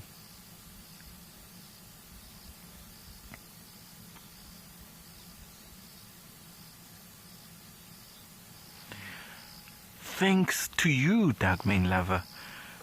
Thanks to your unwavering support. Thank you for everyone who takes their precious time to be with us and share these incredible moments. From us as Wild Earth, we really, really and truly appreciate your efforts. From the support, the donations, it is because of you that we are able to do this.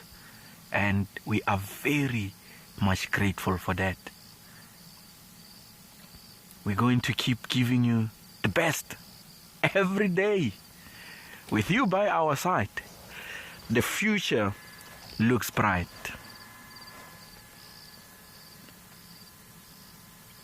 And as we prepare to wrap our sunset safari, thank you so much for joining us. My favorite saying is, this is not goodbye, this is see you later.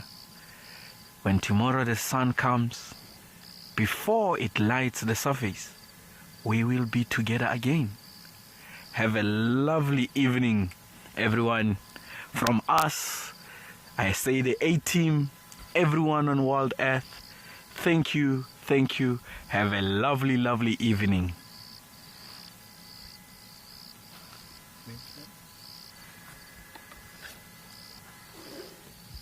As the buffalo says goodbye.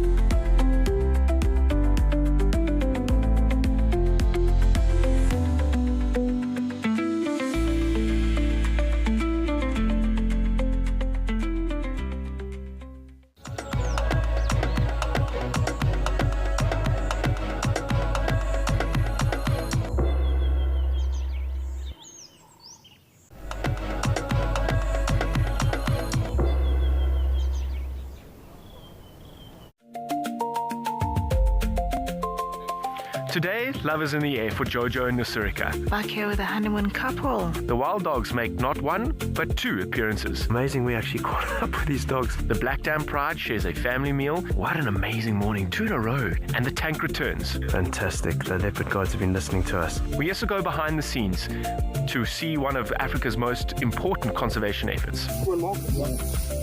Welcome to Safari Plus. Oh, sweetheart, hello. Well, ladies and gentlemen, you are very lucky to see this animal. Wow, this is pretty crazy. Good evening. Did you hear that?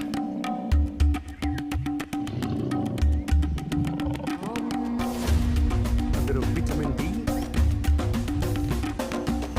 Very majestic. Look at this guy.